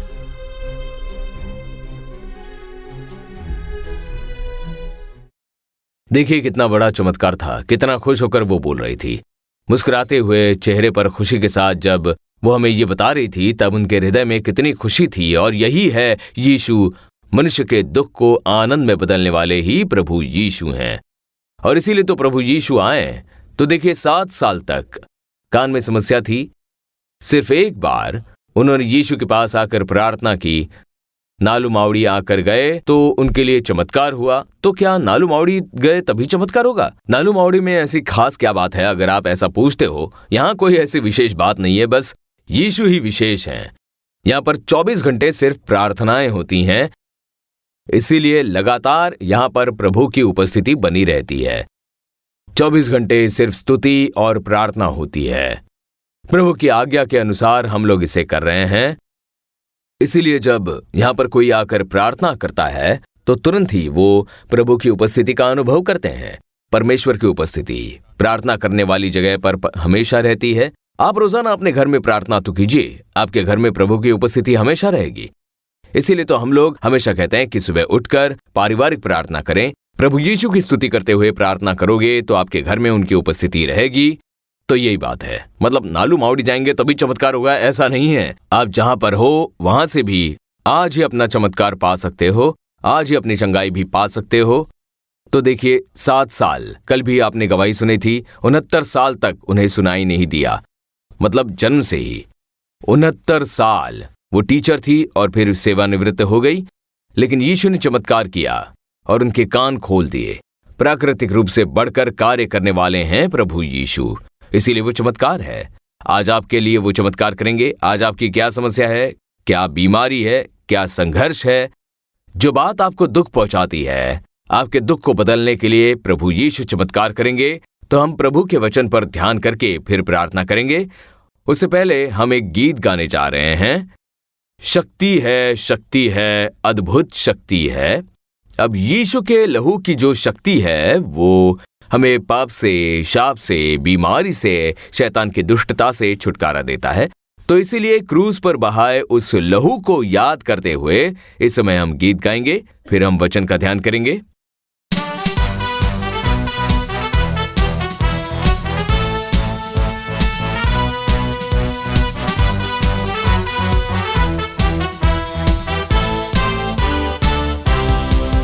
शक्ति है अद्भुत शक्ति है लहू में, लहू में शक्ति है, अद्भुत शक्ति है यीशु के लहू में है।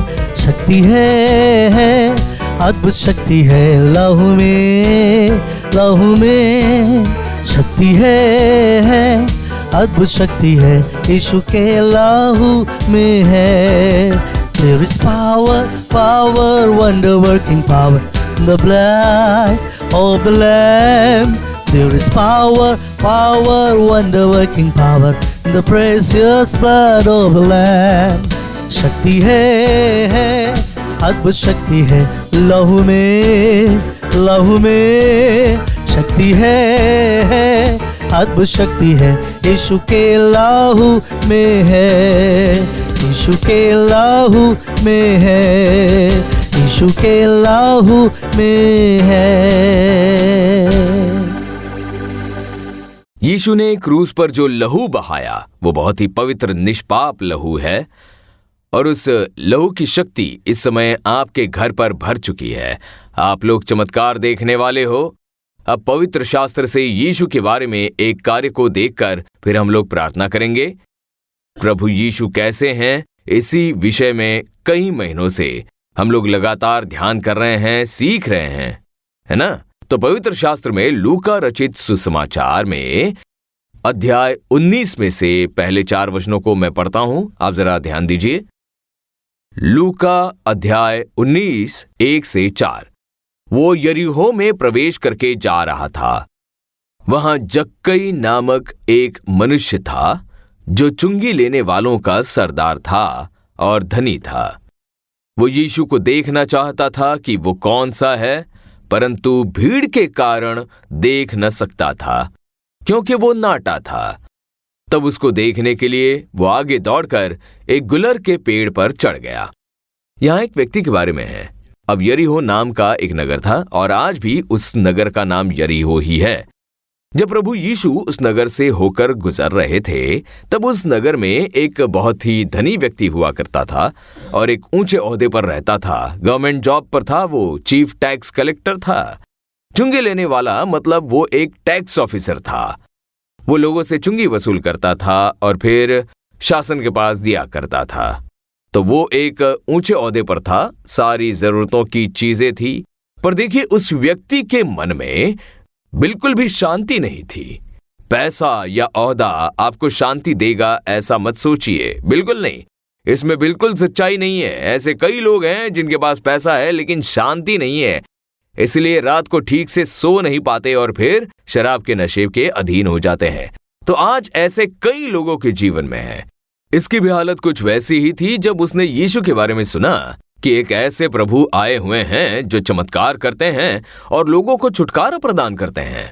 तब उसे उन्हें देखने की इच्छा होती है कि वो कैसा है। सब लोग बता रहे हैं मुझे भी उन्हें देखना है। ऐसी एक इच्छा के साथ वो वहां आते हैं और क्योंकि वो नाटा था, इतनी भीड़ में वो प्रभु यीशु को नहीं देख पा रहा था क्योंकि यीशु जहां भी जाते वहां भीड़ जम जाती।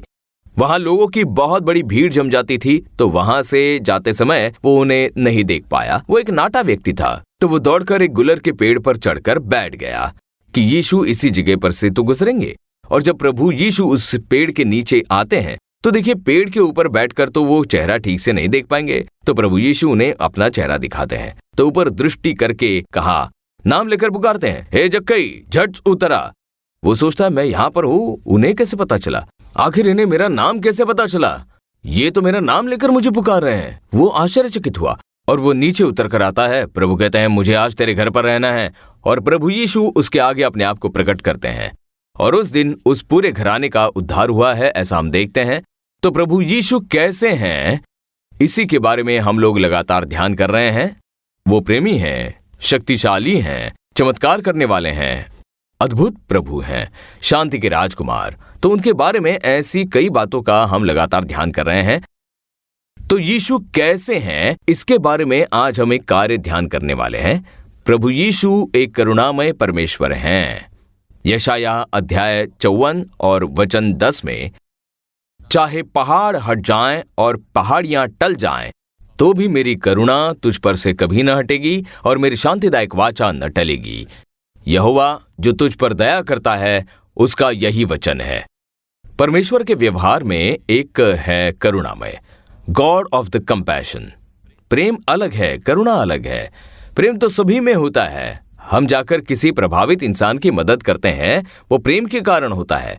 लोगों से मिलकर हम प्रेम भाव से बातें करते हैं, सबके साथ प्रेम भाव से रहते हैं, वो नेचुरल है। और कहीं तो ऐसे हैं जिनके अंदर उस तरह का प्रेम दिखता भी नहीं है, पर ज्यादा करके बहुतों में इस तरह का प्रेम होता है। ये साधारण प्रेम है, पर जो करुणा है वो एक अलग चीज है। अगर कोई प्रभावित होता है तो वही प्रभाव हमारे मन पर भी पड़ता है, हमारा मन भी उतना ही प्रभावित होता है और उसे ही करुणा कहते हैं। तो प्रभु यीशु मसीह एक करुणामय परमेश्वर हैं। उनकी करुणा कहां पर प्रकट हुई और उसकी वजह से क्या हुआ, उसे हम देखने वाले हैं। सबसे पहले मरकुस रचित सुसमाचार अध्याय 6 और वचन 34 में पवित्र वचन कहता है, उसने उतरकर बड़ी भीड़ देखी और उन पर तरस खाया, क्योंकि वे उन भेड़ों के समान थे जिनका कोई रखवाला न हो। प्रभु यीशु मसीह अपनी सेवकाई में बहुत ही बिजी थे, इसलिए उनके पास खाना खाने का भी वक्त नहीं था। लगातार लोग आते जाते रहते थे। उन्हें उस समय थोड़े आराम की जरूरत थी, इसलिए उन्होंने अपने शिष्यों को बुलाकर ये कहा कि हम इन लोगों से दूर कहीं उस तरफ चलते हैं, पहाड़ी इलाके में, वहां पर एकांत में जाकर थोड़ा आराम कर लेते हैं। ऐसे यीशु अपने शिष्यों के साथ जाते हैं। अब देखिए, यीशु को जाते हुए देखते हैं, गलील की झील में उन्हें देखते हैं। अब उस झील के चारों ओर पर्वत था, बीच में समंदर होता था। हर तरफ से जहाज को जाते हुए देखा जा सकता था। नाव या जहाज को देख सकते थे लोग। तो लोग देखते हैं कि प्रभु यीशु वहां पर जा रहे हैं।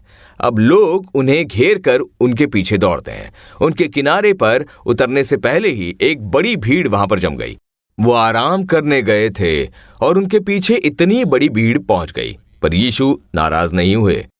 क्या तुम लोग मुझे थोड़ा आराम करने नहीं दोगे? ऐसा उन्होंने गुस्सा नहीं किया। क्यों ये लोग मुझे इतना सता रहे हैं? ऐसा भी बिल्कुल नहीं सोचा। पवित्र शास्त्र कहता है कि उसने उतरकर बड़ी भीड़ देखी और उन पर तरस खाया, क्योंकि वो उन भेड़ों के समान थे जिनका कोई रखवाला न हो, और वो उन्हें बहुत सी बातें सिखाने लगा। वो उन लोगों को देखते हैं कि एक बहुत बड़ी भीड़ यहां पर जमा है। उन लोगों को देखकर प्रभु यीशु उन पर तरस खाते हैं। क्यों? क्योंकि ये उन भेड़ों की तरह है जिनका कोई रखवाला नहीं है। वो टूटे हुए और बिखरे हुए लग रहे हैं। और यही किस्सा मत्ती अध्याय 9 के वचन 36 में लोगों को देखकर यीशु को लगता है ये उन भेड़ों के समान है जिनका कोई रखवाला न हो। और वो बिल्कुल व्याकुल और भटके हुए से थे। उनमें शांति नहीं थी, समाधान नहीं था, भविष्य की आशा नहीं थी, चिंता और वेदना में पड़े हुए थे वो। प्रभु यीशु इस बात को जान लेते हैं, तो ऐसी एक भीड़ के लिए वो तरस खाते हैं। ऐसा हम लोग यहां देखते हैं। देखिए, वहां पर एक बहुत बड़ा मंदिर था। यरूशलेम में टेम्पल माउंट कहा जाए तो बहुत बड़ा मंदिर था वो। सुलेमान ने फिर से उसका निर्माण किया था और यीशु के दिनों में वो बहुत बड़ा मंदिर था, आराधनालय कहा जाने वाला। उतना बड़ा मंदिर था वहां पर जाकर बलि देते थे, दान देते थे। वहां पर पुजारी और याजक होते थे, वो सभी प्रार्थना करते थे। सब कुछ था वहां पर। धार्मिक अगुवे होते थे वहां पर, मुख्य याजक और उनके साथी याजक होते थे। धर्म को सिखाने वाले धर्म उपदेशक होते थे। सब लोग थे वहां पर। वो लोग बड़े धार्मिक थे। वो मंदिर जाते थे, दान देते थे, सब कुछ करते थे, पर शांति नहीं थी, समाधान नहीं था, भविष्य की कोई भी आशा नहीं थी। बिखरे और टूटे हुए से थे। भविष्य को लेकर आशा खो दी थी उन्होंने। तो यीशु उन्हें देखते हैं। ओहो, ये लोग ऐसे भेड़ों समान हैं जिनका कोई रखवाला न हो। ऐसा सोचकर तरस खाया। ये लोग बेचारे हैं, ये लोग बहुत बेचारे हैं, और उनके लिए मुझे ही तो सब कुछ करना होगा। ऐसा सोचकर उन्होंने उपदेश दिया। एक करुणामय हृदय के साथ वो बोले। वही प्रभु यीशु के वचन थे। तरस खाते हुए उन्होंने जो उपदेश दिया, उसी के चलते कई लोग उनकी सुनते थे। लूका 4:22 जब हम पढ़ते हैं तो प्रभु यीशु के मुंह से अनुग्रह की बातें निकलती थी, जिसे सुनने के लिए बहुत बड़ी भीड़ उनकी ओर जाती थी। अनुग्रह की बातें, प्रेम से भरी बातें, सराहना वाली बातें, प्रबल करने वाली बातें। इसीलिए आप प्रभु यीशु की बातों पर ध्यान तो करके देखिए। उनका उपदेश सुनने के लिए बहुत बड़ी भीड़ आती थी, सिर्फ चमत्कार पाने के लिए या चंगाई पाने के लिए ही नहीं। लूका रचित सुसमाचार अध्याय 5 और पहला वचन पढ़ते हैं तो उनका वचन सुनने के लिए बड़ी भीड़ उस समंदर किनारे पर जम गई। इतनी बड़ी भीड़ कि उनके ऊपर लोग गिरने पड़ने लग गए थे, क्योंकि उनकी बातें सुननी थी। उनके वचन सुनकर बहुत ही शांति मिलती थी और उन्होंने बड़ी करुणा के साथ बातें की। तो वो अनुग्रह की बातें लोगों के मन को स्पर्श करती थी। तो उनके वचन क्या होते थे? देखिए, मत्ती 6:25 में, चिंता ना करना, तुम लोग क्यों चिंता करते हो? तुम लोग कल की चिंता करते हो, खाने की चिंता करते हो, तो क्यों चिंता करते हो? तुम्हारी चिंता करने के लिए एक पिता परमेश्वर हैं। चिंता मत करो, वो संभाल लेंगे। चिंता दूर करने की बातें करते थे वो। डर मत, मत्ती 10:31 में कहते हैं डरो नहीं। कई बार वो ऐसा ही कहते हैं। तो लोगों के मन में डर था, चिंता थी, कई सारे प्रभाव रहते थे। तो उनकी अनुग्रह भरी बातों से उनके दुख दूर हो जाते थे। इसलिए लोग उनका उपदेश सुनने के लिए जम जाते थे। प्रभु डीजीएस दिनाकरन नाम के एक प्रभु के दास थे। उन्हें गुजरे हुए अब 10 साल से ज्यादा हो गए हैं। लेकिन सन 70 से उन्होंने जो सेवकाई की, भारत भर में वो जहां कहीं पे भी जाते थे, लाखों लाख लोग जम जाते थे। और सच कहता हूं, जितनी भीड़ उनके सभा में आती थी, वैसे भारत भर में मैंने कहीं और नहीं देखा। वह जहां कहीं पर भी जाते थे, उतनी बड़ी भीड़ जम जाती थी। उत्तर भारत जाएंगे तो भी लाखों लाख लोग उनकी सभा में जम जाते, बड़ा इंतजार करते उनका उपदेश सुनने के लिए। तो अगर आप कारण जानना चाहो तो आपको उनके उपदेश पर ध्यान देना होगा। वो तरस खाते हुए वचन देते थे। कई बार मैंने ध्यान दिया है कि उनके उपदेश देते समय उनकी आंखों से आंसू निकले, क्योंकि वहां पर जो भीड़ थी वो उन पर तरस खाते थे, जिसके कारण वो बोलते थे। प्रभु यीशु की करुणा को लोगों ने उनके अंदर भी देखा, इसलिए लोग उनका उपदेश सुनने के लिए इच्छा के साथ आते थे। गैर मसीहियों की एक बड़ी भीड़ आती थी उनका उपदेश सुनने के लिए। लोग उसे अपना आशीष मानते थे। तो प्रभु यीशु ने उनके द्वारा अपनी करुणा लोगों के सामने प्रकट की। उनके द्वारा उद्धार पाने वाले, चंगाई पाने वाले, छुटकारा पाने वाले लाखों लाख लोग थे। विश्व भर में लाखों लाख लोग थे। जिस किसी देश को ले लो, कई लोग कहेंगे कि उन्हीं के द्वारा मैंने उद्धार पाया, आशीष पाया, उन्हीं के द्वारा छुटकारा पाया। तो ये सारे कार्य कैसे हैं? करुणामय हृदय। जिस तरह प्रभु यीशु की करुणामय बातें सुनने के लिए लोग पहुंचते थे, तब प्रभु तरस खाकर बोलते थे। लोगों को लेकर एक बोझ उनके मन में था। लोगों के प्रति जो एक संवेदना थी, वहां के लोगों के बोझ उनके मन को झकझोर कर देते थे, जिससे वो उपदेश देते। तो यीशु उसी तरह बोलते थे, मन में तरस खाते हुए। बोलने के कारण ही वो करुणामय बातें सुनने के लिए काफी बड़ी भीड़ आती थी। उससे लोगों को शांति मिलती थी। जो दूसरा है, देखते हैं कि प्रभु यीशु ने कहां पर और तरस खाया। मत्ती अध्याय 14 और वचन क्रमांक 14। मत्ती के अध्याय 14 वचन 14 में पवित्र शास्त्र में है, उसने निकलकर एक बड़ी भीड़ देखी और उन पर तरस खाया और उनके बीमारों को चंगा किया। जब प्रभु यीशु बीमारों को देखते हैं, तब उन पर तरस खाते थे। बहुत सारे बीमार थे, कई तरह की बीमारियों से ग्रस्त थे वो। उनमें से अंधे थे, गूंगे थे, लोग थे जो चल फिर नहीं पाते थे। कई सारे लोग तो मौत की शैया पर पड़े थे, तरह तरह की बीमारियों से ग्रस्त। वो सभी लोग प्रभु यीशु को ढूंढ कर आए थे, और जब वो लोगों को देखते, वो उन पर तरस खाते थे। मेरे बनाए हुए लोग हैं ये, मेरे बनाए लोग इस तरह पीड़ा में हैं, दुविधा में हैं, बीमारी में हैं।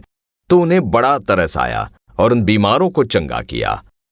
तो उनकी करुणा चंगाई लेकर आती है। उन्होंने तरस खाया और लोगों को चंगा किया, ऐसा हम लोग देखते हैं। पवित्र मरकुस रचित सुसमाचार पहला अध्याय वचन 40 से वचन 42 जब हम पढ़ते हैं पवित्र शास्त्र में से, मरकुस रचित सुसमाचार पहला अध्याय, एक कोढ़ी उसके पास आया, उससे विनती की और उसके सामने घुटने टेक कर उससे कहा, यदि तू चाहे तो मुझे शुद्ध कर सकता है। उसने उस पर तरस खाकर हाथ बढ़ाया और उसे छूकर कहा, मैं चाहता हूं तू शुद्ध हो जा। और तुरंत उसका कोढ़ जाता रहा और वो शुद्ध हो गया। देखिए, यीशु के दिनों में अगर किसी व्यक्ति को कोढ़ की बीमारी हो जाए तो सब खत्म। सारा संसार उसे अलग कर देता है, यहां तक कि खुद का परिवार भी। गांव में प्रवेश नहीं मिलेगा, घर पर नहीं रह सकते, त्याग दिए जाने की स्थिति। हमारे नासरत के पास में पेयकुलम नामक एक जगह है और वहां पर कोढ़ के लिए अस्पताल है। और उन्हीं दिनों में प्रभु यीशु के प्रेम से भरे गए एक प्यारे डॉक्टर ने उस अस्पताल को बनवाया और CSI कलीसिया के द्वारा वो हॉस्पिटल कार्यरत है। और हर साल क्रिसमस के त्योहार में वहां के जो लोग हैं उन्हें नए कपड़े देकर क्रिसमस का भोज देने के लिए हम लोग जाते हैं। आज भी हमारी सेवकाई वो सब संभालती है।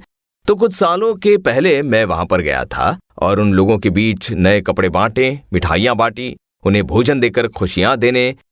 तो बहुत सारे लोग एक जगह पर इकट्ठा हुए थे। तब प्रभु यीशु के प्रेम के बारे में उन्हें बताकर उन्हें तोहफे दिए गए। तब वहां के डॉक्टर ने कहा कि जो डॉक्टर उस समय में थे वहां, वो बहुत ही प्रेम भाव के एक इंसान थे, लोगों की बड़ी अच्छी देखभाल करते थे। उन्होंने बताया कि कुछ लोग हैं जो आराम कर रहे हैं, वो यहां नहीं आ पाएंगे, तो क्या आप अंदर आकर उन्हें ये देंगे, ऐसा उन्होंने पूछा। मैंने कहा हाँ बिल्कुल, चलिए चलते हैं। तो अस्पताल की शैया पर जो लेटे हुए थे प्रभावित हुए लोग, जिनसे चला नहीं जा सकता था, वहां नहीं पहुंच सकते थे, उस बीमारी के कारण हाथ और पैर गंवाने वाले कई सारे लोग थे। मैं उनके पास गया, उनसे बातें करके मैंने वो तोहफे उन्हें भी दिए। तो एक बिस्तर पर मैंने एक छोटा लड़का देखा, लगभग 10 साल की उम्र होगी उस लड़के की। मैं जब अंदर गया उसने मुझे देखा तक नहीं, वो बस अपना चेहरा नीचे की ओर करके मुझसे नजर छिपा रहा था। डॉक्टरों ने बहुत समझाया उसे कि ये तुम्हें देखने आए हैं, तुम्हारे लिए नए कपड़े खरीद कर लाए हैं इन्होंने, पर उस लड़के ने अपने चेहरे को नहीं दिखाया, पर झुका ही झुका रहा। मैंने बहुत कोशिश की उससे बात करने की, पर कोई फायदा नहीं। तब मैंने डॉक्टर से पूछा कि ये लड़का ऐसा क्यों हुआ है, इसके साथ क्या हुआ है। तब उन्होंने बताया कि ये लड़का मानसिक रूप से प्रभावित हुआ है। तो क्या हुआ, डॉक्टर पूछने पर उन्होंने बताया कि कई महीनों पहले इनके माता पिता ने इसे बहुत दूर से लाकर यहाँ चेकअप करवाया था कि इसे चर्म का ये रोग है या नहीं। तो मैंने कहा कि ये कोई कोढ़ का रोग ही है, इसे यहाँ रहने दीजिए, ठीक हो जाएगा। मैंने कहा था कि आप बीच बीच में इसे देखने आइए, और उन्हें लौटा दिया। लेकिन जो माता पिता गए वो फिर से कभी नहीं लौटे। अब तो बहुत महीने हो गए हैं। दूसरे लोगों से मिलने के लिए उनके परिवारजन आते हैं, उनका हालचाल पूछते हैं, फल वगैरह लेकर आते हैं, पर इस छोटे बच्चे को छोड़कर गए इसके माता पिता फिर कभी नहीं आए। लगता है उन्हें अब इस बेटे की जरूरत नहीं है, वो फिर से नहीं लौटे। इसीलिए मेरे माता पिता मुझे देखने नहीं आए। उस एक दुख के साथ ये किसी को भी देखना नहीं चाहता। बहुत ही उदास हो गया है ये। उस बच्चे के माता पिता वो जानते थे कि ये स्वस्थ हो जाएगा, डॉक्टरों ने कहा था कि ये ठीक हो जाएगा, आपका बेटा ठीक हो जाएगा। ऐसे कहने के बावजूद आप देखिए, ऐसी एक बीमारी बेटे को लग जाने पर फिर से उसे देखने नहीं लौटे। यही मनुष्य का प्रेम है।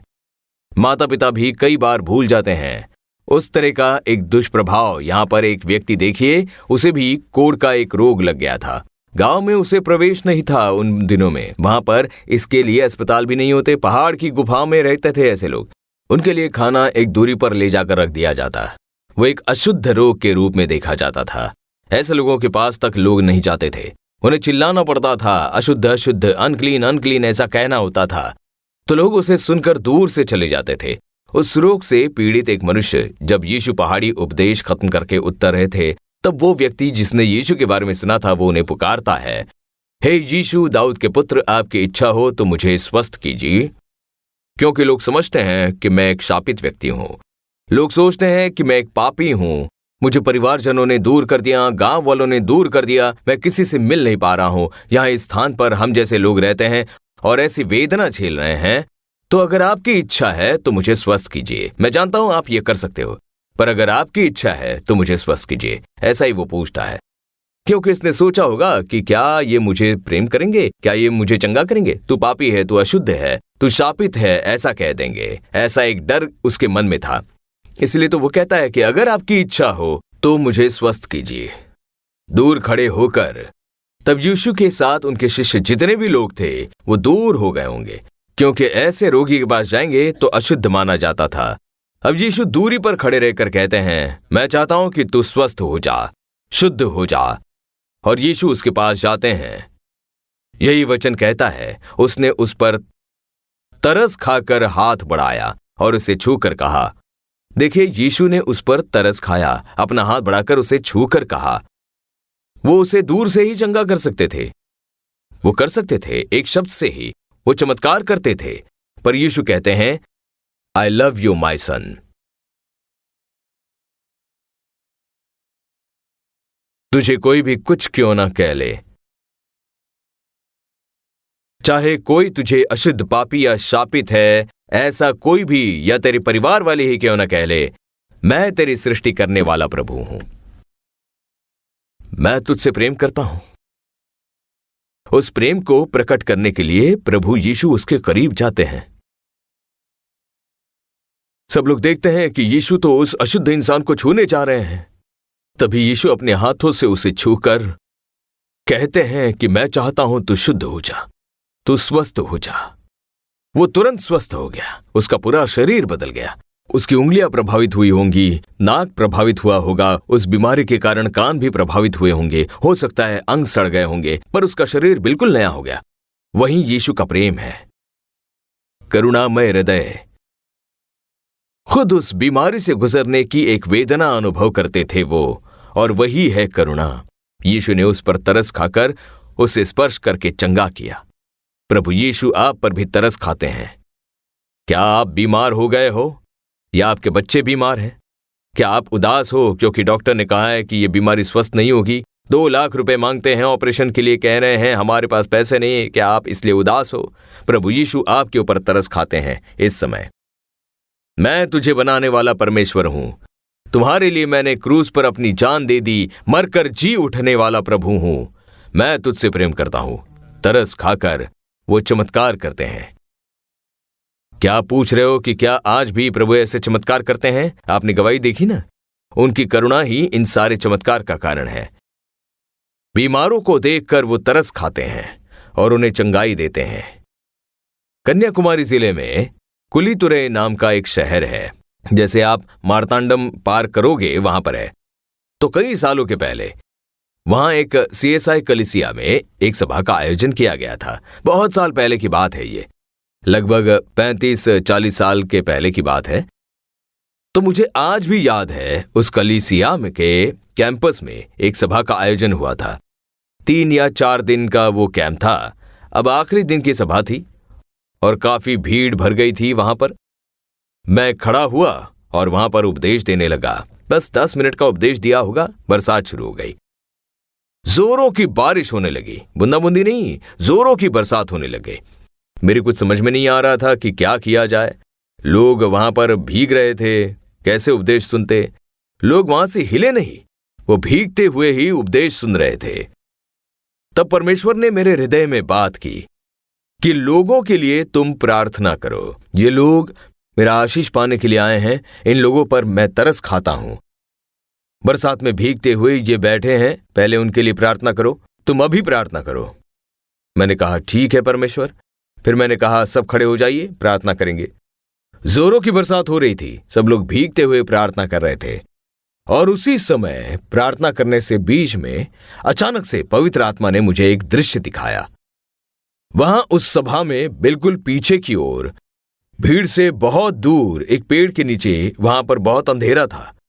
अंधेरे में एक व्यक्ति वहां नीचे खड़ा हुआ था और मैं उसे अपनी आत्मिक आंखों से देख पा रहा था। मनुष्य की आंखों से वो देखा नहीं जा सकता था उतनी दूर। तो प्रार्थना करते समय प्रभु ने मुझे वो दृश्य दिखाया। एक व्यक्ति वहां दूरी पर पेड़ के नीचे उस अंधेरे में खड़ा था। प्रभु की ओर वो आंसुओं के साथ बुला रहा है और प्रभु कहते हैं मैं उस पर तरस खाता हूं, मैं उसे चंगा करता हूं। तो उसकी समस्या क्या थी? वो कोढ़ का रोगी था। कोढ़ के रोग से प्रभावित एक मनुष्य था वो। इसीलिए वो भीड़ के अंदर नहीं आ पा रहा था, रोशनी में नहीं आ पा रहा था ताकि लोग देख न पाए। तो वो भीड़ से दूर छिपकर पेड़ के नीचे अंधेरे में ये वचन सुन रहा था। उसकी प्रार्थना सुन ली गई थी। मैंने उसके आंसू देखे हैं। उससे कहो कि मैं उसे चंगा करता हूं। तो प्रभु की ये बातों को मैंने बता दिया कि कोई उस पेड़ के नीचे अंधेरे में खड़ा है, इस बीमारी से ग्रस्त है, प्रभु यीशु आपको चंगा करते हैं। बरसात के बीच में ही सब लोग उस सभा के बाद अपने अपने घर लौट गए थे। फिर कुछ साल बीत गए। एक बार एक व्यक्ति नालू मावड़ी मुझे ढूंढ कर आए थे। तो मैंने उन्हें बुलाया अपने ऑफिस के पास में, उन्हें बिठाकर उनसे पूछा कि क्या बात है। उन्होंने कहा कि उत्तर भारत में कलीसिया की कमी के कारण लोग पेड़ के नीचे खड़े रहकर आराधना करते हैं, तो उनके लिए कलीसिया बांधनी है, ऐसे आपने घोषणा की थी, आपने अनाउंस किया था। हाँ किया था। तो उसके लिए मैं एक दान लेकर आया हूं। वहां के गरीब लोग प्रभु की आराधना करने के लिए आप उन्हें कलीसिया बांध कर दीजिए। इतना कहकर उन्होंने पैसे निकालकर मेज पर रखे। उन्हें देखने से ऐसा नहीं लग रहा था कि वो बहुत ही अमीर इंसान है। मैंने उनसे पूछा कि भाई साहब आप क्या काम करते हो? तो उन्होंने कहा मैं राजगीर हूं, इमारत बांधने का काम करता हूं, वही मेरा रोजगार है, मैं घर बनाने का काम करता हूं। मैंने कहा आप राजगीर हो और इतने सारे पैसे लाकर आप कलीसिया के लिए दान देना चाहते हो? तो उन्होंने कहा कि ये जो पैसे हैं इसे मैंने थोड़ा थोड़ा करके अपने बेटे की पढ़ाई के लिए जमा करके रखे थे। उसकी स्कूल की पढ़ाई होने के बाद कॉलेज की पढ़ाई के लिए, उसकी पसंदीदा पढ़ाई के लिए मैंने कई सालों से ये पैसे जोड़ कर रखे हैं, तो वही पैसे मैं आज यहां पर लाया हूं। मैंने पूछा, आपका बेटा क्या करता है? उन्होंने बताया कि अब वो 12वीं में है। फिर मैंने कहा, मतलब अगले साल वो कॉलेज को जाएगा, तो आप उसके लिए जोड़े हुए पैसे क्यों लेकर आए? ये तो आपके बेटे के कॉलेज के लिए आपने पैसे जोड़े हैं, तो मैं इसे स्वीकार नहीं करूंगा। आप अपने बेटे को पढ़ाइए, वो पढ़ लिख कर जब अच्छी नौकरी करेगा उसके बाद आप ये पैसे लेकर मुझे दीजिए। नहीं नहीं, ये तो मेरे और परमेश्वर के बीच का कार्य है। कृपया आप इन पैसों से वहां के लोगों के लिए एक कलीसिया बांध कर दीजिए। मुझे इतना तो एहसास हुआ कि उन्हें प्रभु यीशु से बहुत प्रेम था। फिर मैंने उनसे पूछा, क्यों आप इतने त्याग के साथ अपने बेटे के लिए जमा करके रखे पैसे लाकर हमें दे रहे हो? तब उन्होंने मुझे बताया कि कुछ सालों के पहले आप एक बार कुलीतुरे आए थे। हाँ, आया था। आखिरी दिन की सभा में बरसात हुई थी। हाँ, मुझे याद है, चर्च के कैंपस में भी वो सभा हुई थी। बहुत जोर की बारिश थी। तब आपने कहा कि पीछे पेड़ के नीचे एक व्यक्ति कोढ़ की बीमारी से ग्रस्त है। तुम प्रार्थना कर रहे हो और यीशु तुम्हें चंगा कर रहे हैं, ऐसा आपने कहा था। हाँ, मुझे अच्छी तरह से याद है। परमेश्वर ने मुझे वो दृश्य दिखाया था, पर मैं उस व्यक्ति का चेहरा तो नहीं देख पाया था। बिल्कुल, वो मैं ही हूं। उन्होंने बताया, मैं एक कोढ़ी था। मैं घर से बाहर नहीं जा पाता था। बहुत ही बुरी तरह से प्रभावित हुआ था मैं।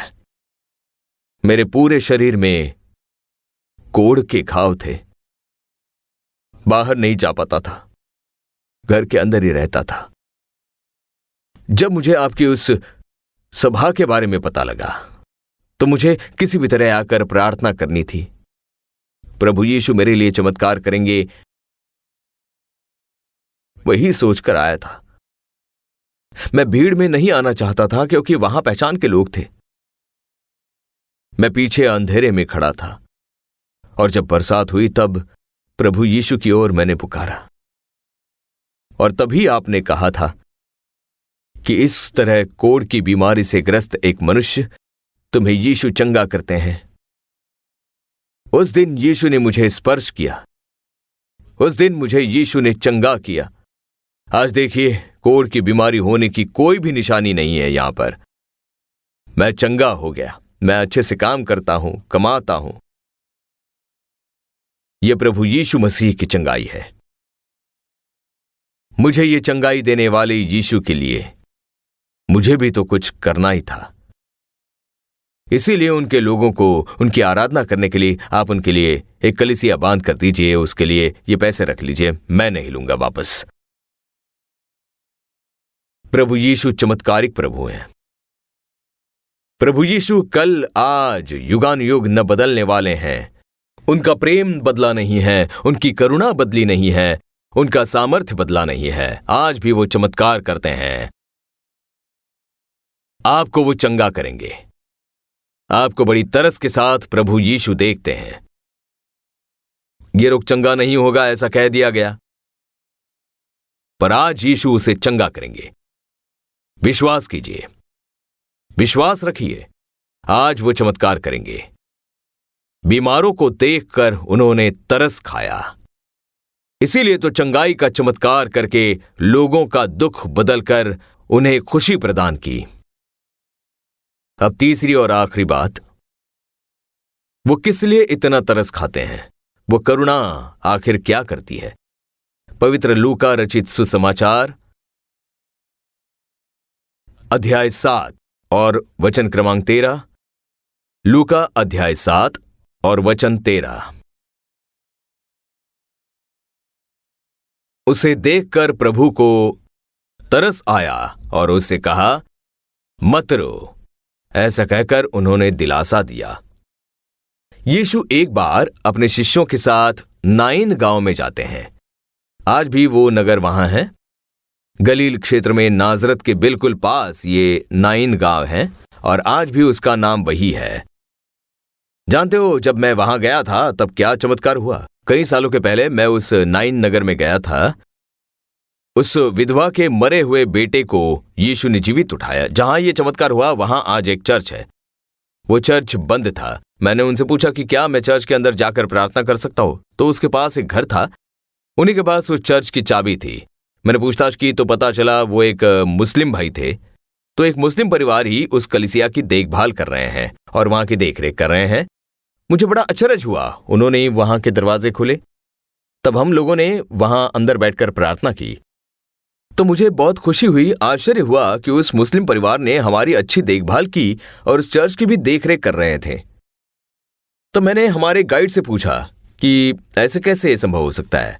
वो गाइड भी एक मुसलमान ही थे और उन्होंने बताया कि हमारे कुरान में यीशु के किए इस चमत्कार के बारे में लिखा गया है।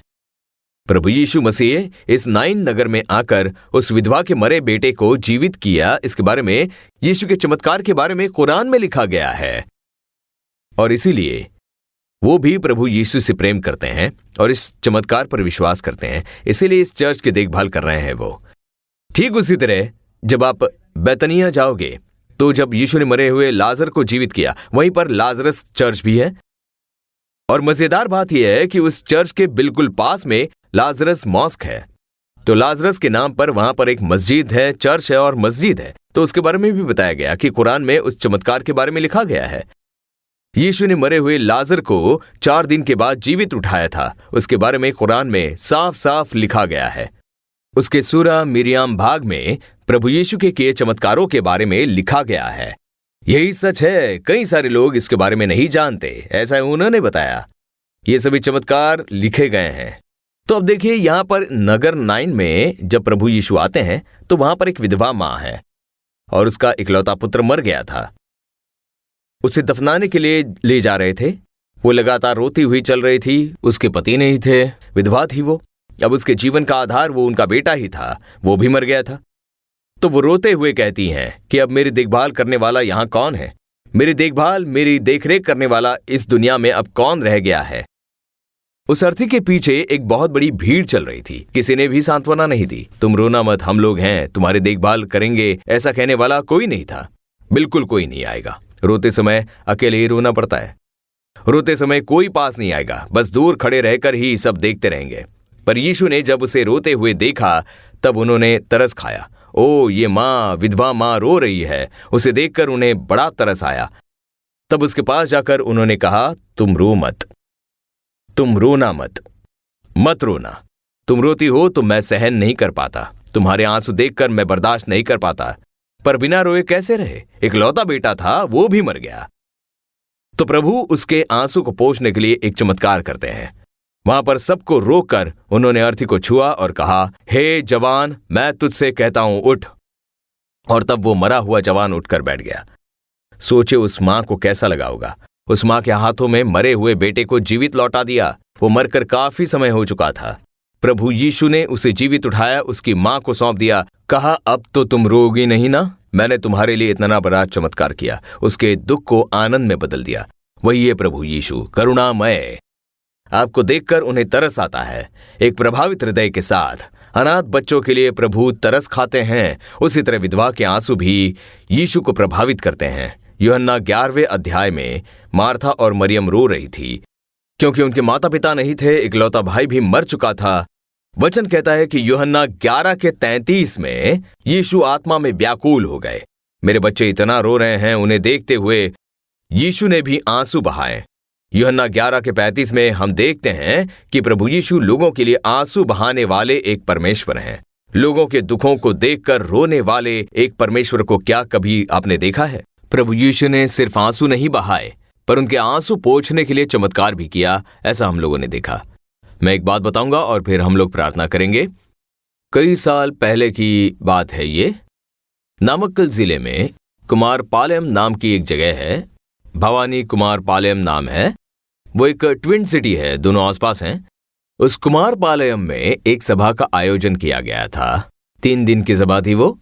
तो वहां के एक कॉलेज में कार्यरत एक प्रोफेसर, एक बहन थी, उन्होंने न्योता दिया कि हमारे यहाँ की सभा करनी है। तो हम लोग वहां पर गए थे और वहां पर सभा का आयोजन किया गया था। आखिरी दिन की सभा थी।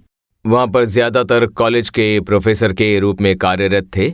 उन्होंने बताया कि हमारे कॉलेज की जो अध्यक्ष हैं वो भी स्त्री है। उन्हें इस सभा में आना था, मैंने उन्हें न्योता दिया है कि आप भी इस सभा में भाग लीजिए। अब वो एक गैर मसीही है पर बहुत ही प्रेमी स्वभाव की हैं, तो उन्होंने बताया कि वो भी आना चाहती हैं, तो क्या मैं उन्हें बुला लूं? हाँ, बुला लो, कोई भी क्यों ना हो, यीशु सभी के लिए हैं, तो उन्हें भी बुला लीजिए। अब उस कॉलेज की प्रिंसिपल बहुत ही मशहूर थी क्योंकि वो उस कॉलेज का बढ़िया रूप से मार्गदर्शन कर रही थी। वहां उस स्टेज पर आकर बैठी थी, तो उन्होंने मुझसे अनुमति मांगी कि क्या मैं 5 मिनट कुछ कह सकती हूं, मुझे कुछ जरूरी बातें बतानी है। मैंने कहा ठीक है, बोलिए, पर क्या बोलने वाली थी मैं नहीं जानता था।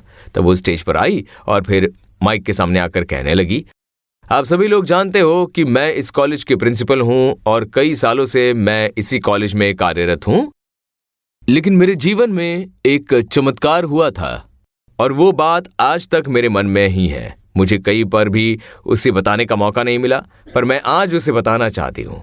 तो वो कौन सा कार्य था? तो उन्होंने बताया कि मैं हमेशा से यीशु के पीछे ही चलती थी, उन्हीं पर विश्वास करते हुए मैं उन्हें ही अपना प्रभु मानती हूँ। तो वहां पर की पूरी भीड़ चौंक गई कि इतने पब्लिक के बीच में ये ऐसा कैसे कह सकती है, मतलब उनके जीवन में कुछ बड़ा हुआ है। तब उन्होंने बताया कि मैं 10 साल की थी तब से यीशु को ही मानती हूँ, मैं उन्हें ही प्रभु के रूप में स्वीकारती हूँ। वो एक गैर मसीही परिवार से थी, तो उन्होंने उसके बारे में बताया। जब वो स्कूल में पढ़ाई कर रही थी तब 10 साल की थी, एक छोटी बच्ची थी, वो स्कूल में पढ़ती थी। एक दिन स्कूल से लौटते समय उसने देखा कि घर के सामने बहुत बड़ी भीड़ है, और उसने जब आकर देखा तो उसके पिताजी की मृत्यु हो चुकी थी। उसके पिताजी को हार्ट अटैक हो गया था और उनकी मृत्यु होकर काफी घंटे हो चुके थे। अस्पताल में चेक हो चुका था, उन्हें घर ले आए थे और अंतिम संस्कार करने की विधि चल रही थी। एक बहुत बड़ी भीड़ जमा थी वहां। उनकी माँ जोर जोर से रो रही थी। वो दृश्य देखकर उन्हें बड़ा शौक लगा। उनके पिता की मृत्यु हो चुकी थी, अब बिना पिता के इस संसार में कैसे जी पाएंगे। और तब अपने पिताजी के लाश के ऊपर वो गिड़गिड़ाती हुई जोर जोर से रोने लग गई, आंसू बहाने लगी। तब उसे अचानक से एक बात याद आई। कभी उनके टीचर में से किसी ने कहा था कि अगर तुम्हारे जीवन में कोई भयानक स्थिति आ जाए, जब तुम्हारी सहायता करने वाला कोई भी ना हो, तब उस समय यीशु का नाम लेना। जब यीशु को बुलाओगे तब हर एक स्थिति में वो तुम्हारी सहायता करेंगे।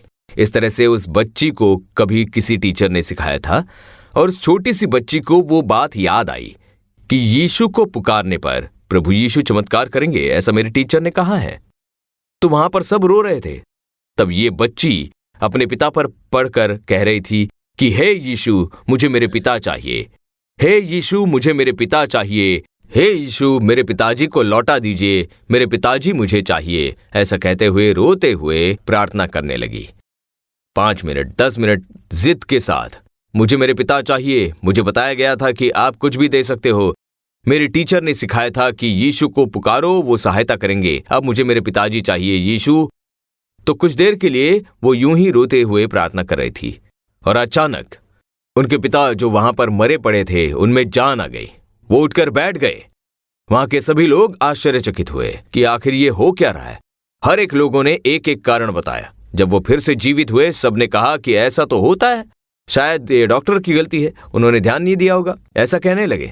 लेकिन उस कॉलेज के प्रिंसिपल ने कहा कि सच्चा कारण मैं ही जानती हूं कि मेरे पिताजी को जीवित करने वाला कौन था, क्योंकि निश्चय ही वो मर गए थे और कई घंटे बीत चुके थे। अर्थी के लिए सारी तैयारियां की जा रही थी। मेरी आंसू भरी प्रार्थना को सुनकर प्रभु यीशु ने मेरे पिताजी को मुझे लौटा दिया। उसके बाद कई सालों तक वो जीवित रहे, और उसी दिन से यीशु को ही मैंने अपना प्रभु माना। यीशु की ही परमेश्वर के रूप में मैं आराधना करती हूँ। ऐसा उन्होंने इतनी बड़ी भीड़ के बीच में, सभी के बीच में कहा। मैं खुद चौंक गया। उन्होंने पहले बताया नहीं कि मैं यही बात बोलने जा रही हूं। देखा कितने चमत्कारिक प्रभु हैं। तो इसी तरह और कई अनुभव है। जब उनका नाम लिया जाता है, आंसू के साथ उनका नाम लेते हो, तो वो तरस खाकर चमत्कार करते हैं। छोटे बच्चे अगर आंसू बहाकर प्रार्थना करें तो तुरंत ही उनके लिए चमत्कार करेंगे। तो ये चमत्कार करने के लिए क्या कारण है? क्योंकि वो तरस खाते हैं। वो आप पर तरस खाने वाले परमेश्वर हैं। आपके लिए उन्होंने क्रूस उठाया था। आपके पाप, शाप, बीमारियां, सब कुछ क्रूस पर उठाकर वो प्रायश्चित बन गए थे। और वही आपको देखकर कह रहे हैं, आज आपका दुख आनंद में बदल जाएगा। अब हम प्रार्थना करने वाले हैं। जिनसे संभव हो वो घुटने टेक लीजिए, परमेश्वर के चरणों पर अपने घुटने टेक लीजिए और मन की गहराई से प्रार्थना कीजिए। कुछ देर अब ये चमत्कार पाने का समय है। सब लोग घुटने टेक कर प्रार्थना करेंगे। परमेश्वर के आगे सब लोग घुटने टेक लेंगे। अब उनकी ओर हम प्रार्थना करेंगे, विश्वास के साथ प्रार्थना करेंगे। जिनसे संभव हो वो लोग घुटने टेक लेंगे। अगर आप कहते हो कि घुटने नहीं टेक पाते हैं तो कोई बात नहीं, आप लोग बैठ सकते हो, लेकिन आंखें बंद करके यीशु को याद करते हुए प्रार्थना करें। कहीं ध्यान न भटक जाए, इसलिए हम अपनी आंखें बंद करते हैं। यीशु को मन में लाकर कहिए, प्रभु यीशु, आप मुझसे प्रेम करते हो। मेरे लिए आपने कलवरी के क्रूज पर जान दे दी। आपका धन्यवाद प्रभु, मैं आप पर विश्वास करता हूं। इतने लोगों के लिए आपने चमत्कार किया है, मेरे लिए भी चमत्कार करें। मेरे जीवन में भी एक चमत्कार कीजिए, मेरे दुख को बदल दीजिए। मैं विश्वास करता हूं। ऐसी प्रार्थना करें। सबसे पहली प्रार्थना पाप से छुटकारा पाने वाले लोगों के लिए करेंगे, जो कहते हैं मुझे इस शराब के नशे से छुटकारा चाहिए, मैं इसे छोड़ नहीं पा रहा हूं, लगातार ये पाप मेरा पीछा कर रहा है। शराब के नशे से मुझे छुटकारा चाहिए। ये नशीली चीजें, धूम्रपान करने की आदत, तंबाकू खाने की आदत, नशीली चीजों का सेवन करने की आदत, मैं इन्हें छोड़ नहीं पा रहा हूं। प्रभु यीशु, मुझे शांति नहीं मिल रही, घर में शांति नहीं है प्रभु, मैं ये बुरी आदत छोड़ नहीं पा रहा, मुझे छुटकारा चाहिए। ऐसा कहने वाले लोगों के लिए मैं प्रार्थना करने वाला हूं। अगर ऐसा कोई आपके घर पर भी है तो प्रेम भाव के साथ उनके लिए प्रार्थना करें, उनके साथ प्रेम भरा व्यवहार करें, उन पर हाथ रखकर प्रार्थना करें। कहिए, मेरे पिता को छुटकारा दीजिए, प्रभु मेरे भाई को छुटकारा दीजिए, परमेश्वर हे यीशु छुटकारा दीजिए, ऐसा मांगिए। मुझे पाप से छुटकारा चाहिए, ऐसा कहने वाले अपने हृदय पर हाथ रख लीजिए। अपने हृदय पर हाथ रखकर कहिए, हे यीशु मुझे छुटकारा दीजिए, मैं इस पाप को छोड़ नहीं पा रहा हूं, बिल्कुल शांति नहीं है, सब खत्म हुआ जैसा लगता है, मेरी सहायता कीजिए। आपने इस भाई साहब को छुटकारा दिया था प्रभु, 30 साल की शराब के नशे से, पाप के आदत से छुटकारा दिया था, तो मुझे भी छुटकारा दीजिए। ऐसा आप बोलिए, बोलिए, मेरे पिताजी को छुटकारा दीजिए, मेरे भाई को छुटकारा दीजिए प्रभु। हे यीशु, इस पाप से छुटकारा दीजिए प्रभु। अपने बच्चों पर हाथ रखकर माता पिता प्रार्थना करें इस समय। सेलफोन के दासत्व से छुटकारा दीजिए मेरे बच्चे को प्रभु, मेरी बेटी को, बेटे को छुटकारा दीजिए। मेरे बच्चे उसमें फंसे पड़े हैं, उन्हें छुटकारा दीजिए, छुटकारा दीजिए परमेश्वर। ऐसी आप प्रार्थना करें। कहिए, यीशु इस सेल फोन के दासत्व से छुटकारा दीजिए, मैं इस दुष्ट बंधन में बंधना नहीं चाहता हूं, मुझे छुटकारा दीजिए। प्रार्थना करें, प्रार्थना करें। प्रभु यीशु मसीह का लहू सारे पाप धोकर हमें शुद्ध करता है। यीशु मसीह का लहू सारे पाप से हमें धोकर हमें शुद्ध करता है। अगर प्रभु यीशु स्वतंत्र करें तो आप निश्चय ही स्वतंत्र हो जाओगे। अभी उनके लहू का सामर्थ्य कई लोगों के ऊपर उतर रहा है। आप में से कई लोग आंसुओं के साथ प्रार्थना कर रहे हैं। यीशु का सामर्थ्य आप लोगों पर उतर रहा है, पूरी तरह आपको भर रहा है। जो कोई इस समय आंसू के साथ रोते हुए प्रार्थना कर रहे हैं, वो छुटकारा पा रहे हैं। उन सभी लोगों के ऊपर यीशु के छुटकारे का सामर्थ्य उतर रहा है। इस समय आपको छुटकारा मिल रहा है। हे यीशु, मुझे स्पर्श करने के लिए धन्यवाद, मुझे क्षमा करने के लिए धन्यवाद, मुझे छुटकारा देने के लिए आपका धन्यवाद हो प्रभु परमेश्वर। हे यीशु, आपका धन्यवाद। प्रभु की स्तुति करते रहिए। वो दुष्ट सामर्थ्य से छुटकारा दे रहा है। पाप का बंधन तोड़ दिया जाता है। शराब की आत्मा दूर हो रही है। दासत्व में डालने वाली आत्मा का सामर्थ्य दूर होता है। यीशु का सामर्थ्य, यीशु के लहू का सामर्थ्य इस समय छुटकारा दे रहा है। आपको वो छुटकारा मिल रहा है। परमेश्वर की स्तुति हो, प्रभु यीशु मसीह की स्तुति हो। यीशु का धन्यवाद कीजिए। प्रभु यीशु का सामर्थ्य आपको मिल रहा है। हे हमारे पिता, हर एक को पाप के बंधन से मुक्त कर रहे हो, उसके लिए आपका धन्यवाद। आपका लहू के सामर्थ्य के स्पर्श के लिए आपका धन्यवाद परमेश्वर। प्रभु आपकी स्तुति हो। बच्चों को स्पर्श करने के लिए धन्यवाद। इस सेलफोन के दुष्ट बंधन से हमारे बच्चों को छुटकारा दीजिए। हमारे बच्चे मुक्त हो जाए। आपके लहू की शक्ति उनमें उतर जाए, उनके सारे विचार बदल जाए। बच्चों को बंधन में डालने वाली दुष्ट आत्मा की शक्ति पूरी तरह से नाश हो जाए। हर एक घर में अब छुटकारा हो जाए और उद्धार की खुशी छा जाए, पाप का पूरी तरह नाश हो जाए। प्रभु आप ऐसा कर रहे हो, उसके लिए धन्यवाद। आपका करुणा के सामर्थ्य के लिए आपका धन्यवाद, धन्यवाद, धन्यवाद। प्रभु आपकी स्तुति हो। अब जो लोग बीमार हैं वो अपनी बीमारी के स्थान पर हाथ रख लीजिए। आंखों में चंगाई चाहिए तो आंखों पर हाथ रख लीजिए। कान में समस्या है तो कान पर अपने हाथ रख लीजिए। देखिए 7 साल से जिस कान से सुनाई नहीं देता था उसमें चमत्कार करने वाले यीशु, और 69 सालों से जिस बहन को कम सुनाई दे रहा था उनके कान खोलने वाले यीशु आज आपके लिए चमत्कार करेंगे। अपने कान में उंगली रख लीजिए। अगर हृदय प्रभावित हुआ है तो हृदय पर हाथ रख लीजिए। अपने लंग्स पर, लिवर पर, किडनी की ओर, गर्भ की ओर, जहां पर दर्द हो रहा है उस स्थान पर अपने हाथ रख लीजिए। जहां पर भी गांठ है, थायराइड का गांठ, टीबी का गांठ या थायराइड का गांठ, वहां पर अपने हाथ रख लीजिए। जहां पर दर्द हो रहा है वहां पर हाथ रख लीजिए। अगर कोई परिवारजन बीमार है तो उसके पास में जो भी है वो उन पर हाथ रख लीजिए और प्रार्थना करें। अब अगर गर्भ का आशीष चाहिए तो पति पत्नी मिलकर हाथ जोड़कर प्रार्थना करें, या फिर अपने हृदय पर हाथ रखकर प्रार्थना करें। कहिए, हे यीशु, हे यीशु, हे यीशु, आप तो तरस खाने वाले परमेश्वर हो। हम लोग ये वेदना सहन नहीं कर पा रहे हैं। ये बीमारी, बहुत पैसे खर्च करने पर भी चंगाई का कोई नामो निशान नहीं है। प्रभु हमें चंगाई दीजिए, हमें स्वस्थ कर दीजिए। मेरे बच्चे को, पत्नी को चंगाई दीजिए, मेरे पति को चंगाई दीजिए। हे परमेश्वर, मेरे परिवार की बीमारियों को दूर कर दीजिए। ये बीमारी दूर हो जाए, अस्थमा दूर हो जाए, कैंसर की बीमारी दूर हो जाए, किडनी में चंगाई हो जाए, हृदय में चंगाई हो जाए, आंतों में चंगाई हो जाए, और हे प्रभु गर्भ में पूर्ण चंगाई हो जाए। हाजमे की यंत्रिका चंगाई हो जाए, मेरी आंखों की दृष्टि बिल्कुल साफ हो जाए, मेरे कान खुल जाए, सर का दर्द पूरी तरह दूर हो जाए। हे प्रभु नसों को स्पर्श कीजिए, हड्डियों को स्पर्श कीजिए। हे प्रभु आपके बच्चे आंसुओं के साथ रो रहे हैं। प्रभु तरस खाकर बीमारियों को चंगा करने वाले प्रभु, हर एक पर आपकी शक्ति उतर जाए, करुणा की शक्ति उतर जाए इन पर। हर एक शरीर प्रभु यीशु मसीह के नाम में चंगाई पाले। बीमारी के बंधन टूट जाए, बीमारी लेकर आने वाली दुष्ट आत्माएं यीशु के नाम में नाश हो जाए, मौत का बंधन टूट जाए और चमत्कार हो जाए। हर एक को स्पर्श करें, आंसुओं को पोंछ दीजिए। ये गरीब लोग आखिर कहां जाएंगे? परमेश्वर आपको छोड़कर उनकी सहायता करने वाला कौन है? चमत्कार कीजिए, स्पर्श करें प्रभु, स्पर्श करें, स्पर्श कीजिए प्रभु, हर एक को स्पर्श कीजिए। आप स्पर्श करके इन्हें छुटकारा दे रहे हैं, उसके लिए धन्यवाद। परमेश्वर का बल इस समय शक्तिशाली रूप से प्रकट हो रहा है। मौत का बंधन टूट जाए यीशु के नाम में, मौत की शैया बदल जाए प्रभु यीशु के नाम में। अस्पतालों में बैठकर प्रार्थना कर रहे हैं, अस्पतालों से प्रार्थना कर रहे हैं इस समय, तो अभी उनके अंगों में शक्ति उतर जाए। हे प्रभु हर एक अंगों में प्रभु यीशु के नाम में बल आ जाए।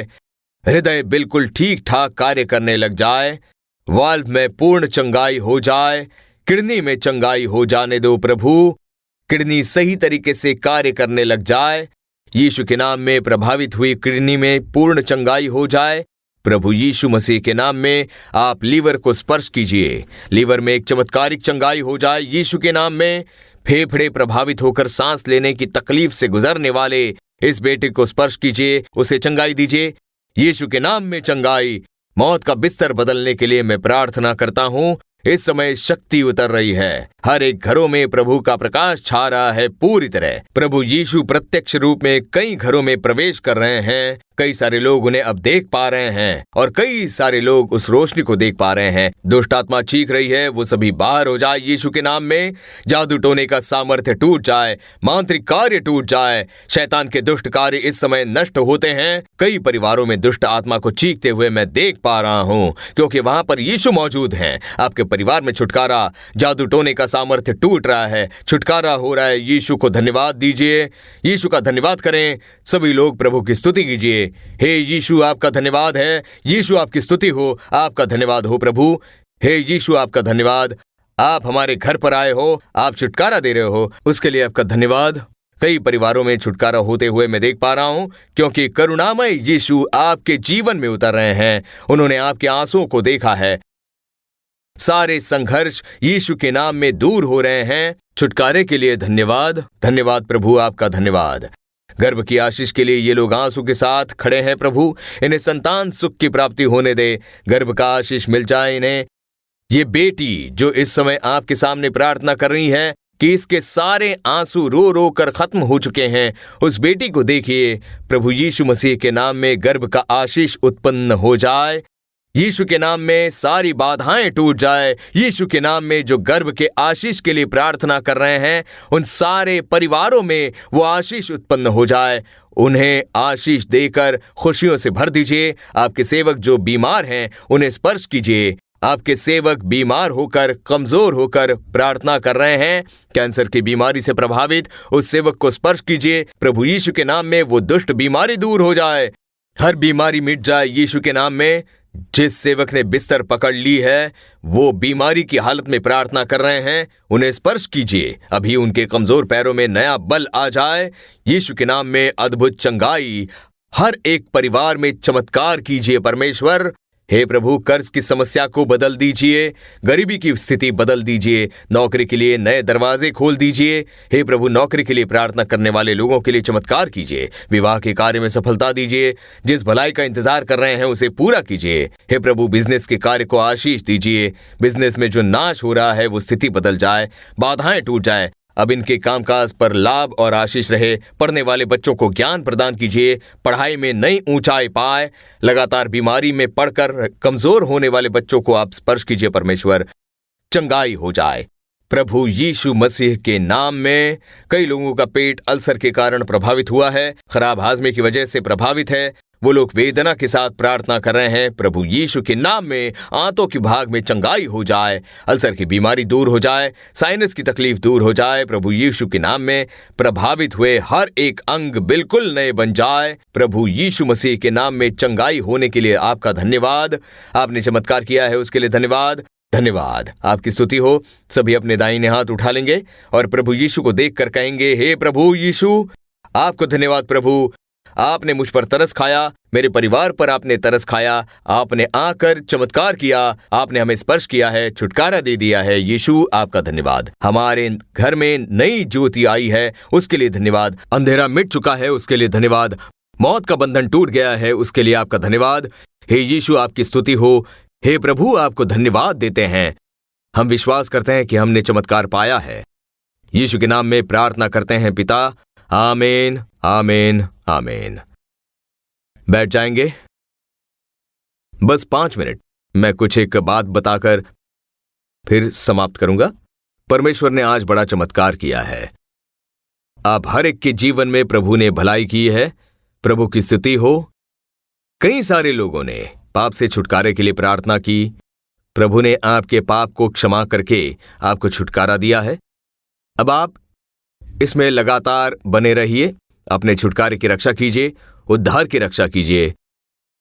तो आपके लिए अब आप परमेश्वर की संतान हो नाम की एक पुस्तिका, जो तमिल, अंग्रेजी, तेलुगु, कन्नड़ा, हिंदी भाषाओं में उपलब्ध है, और इस पुस्तिका को निःशुल्क आपको भेजने के लिए हम लोग तैयार हैं।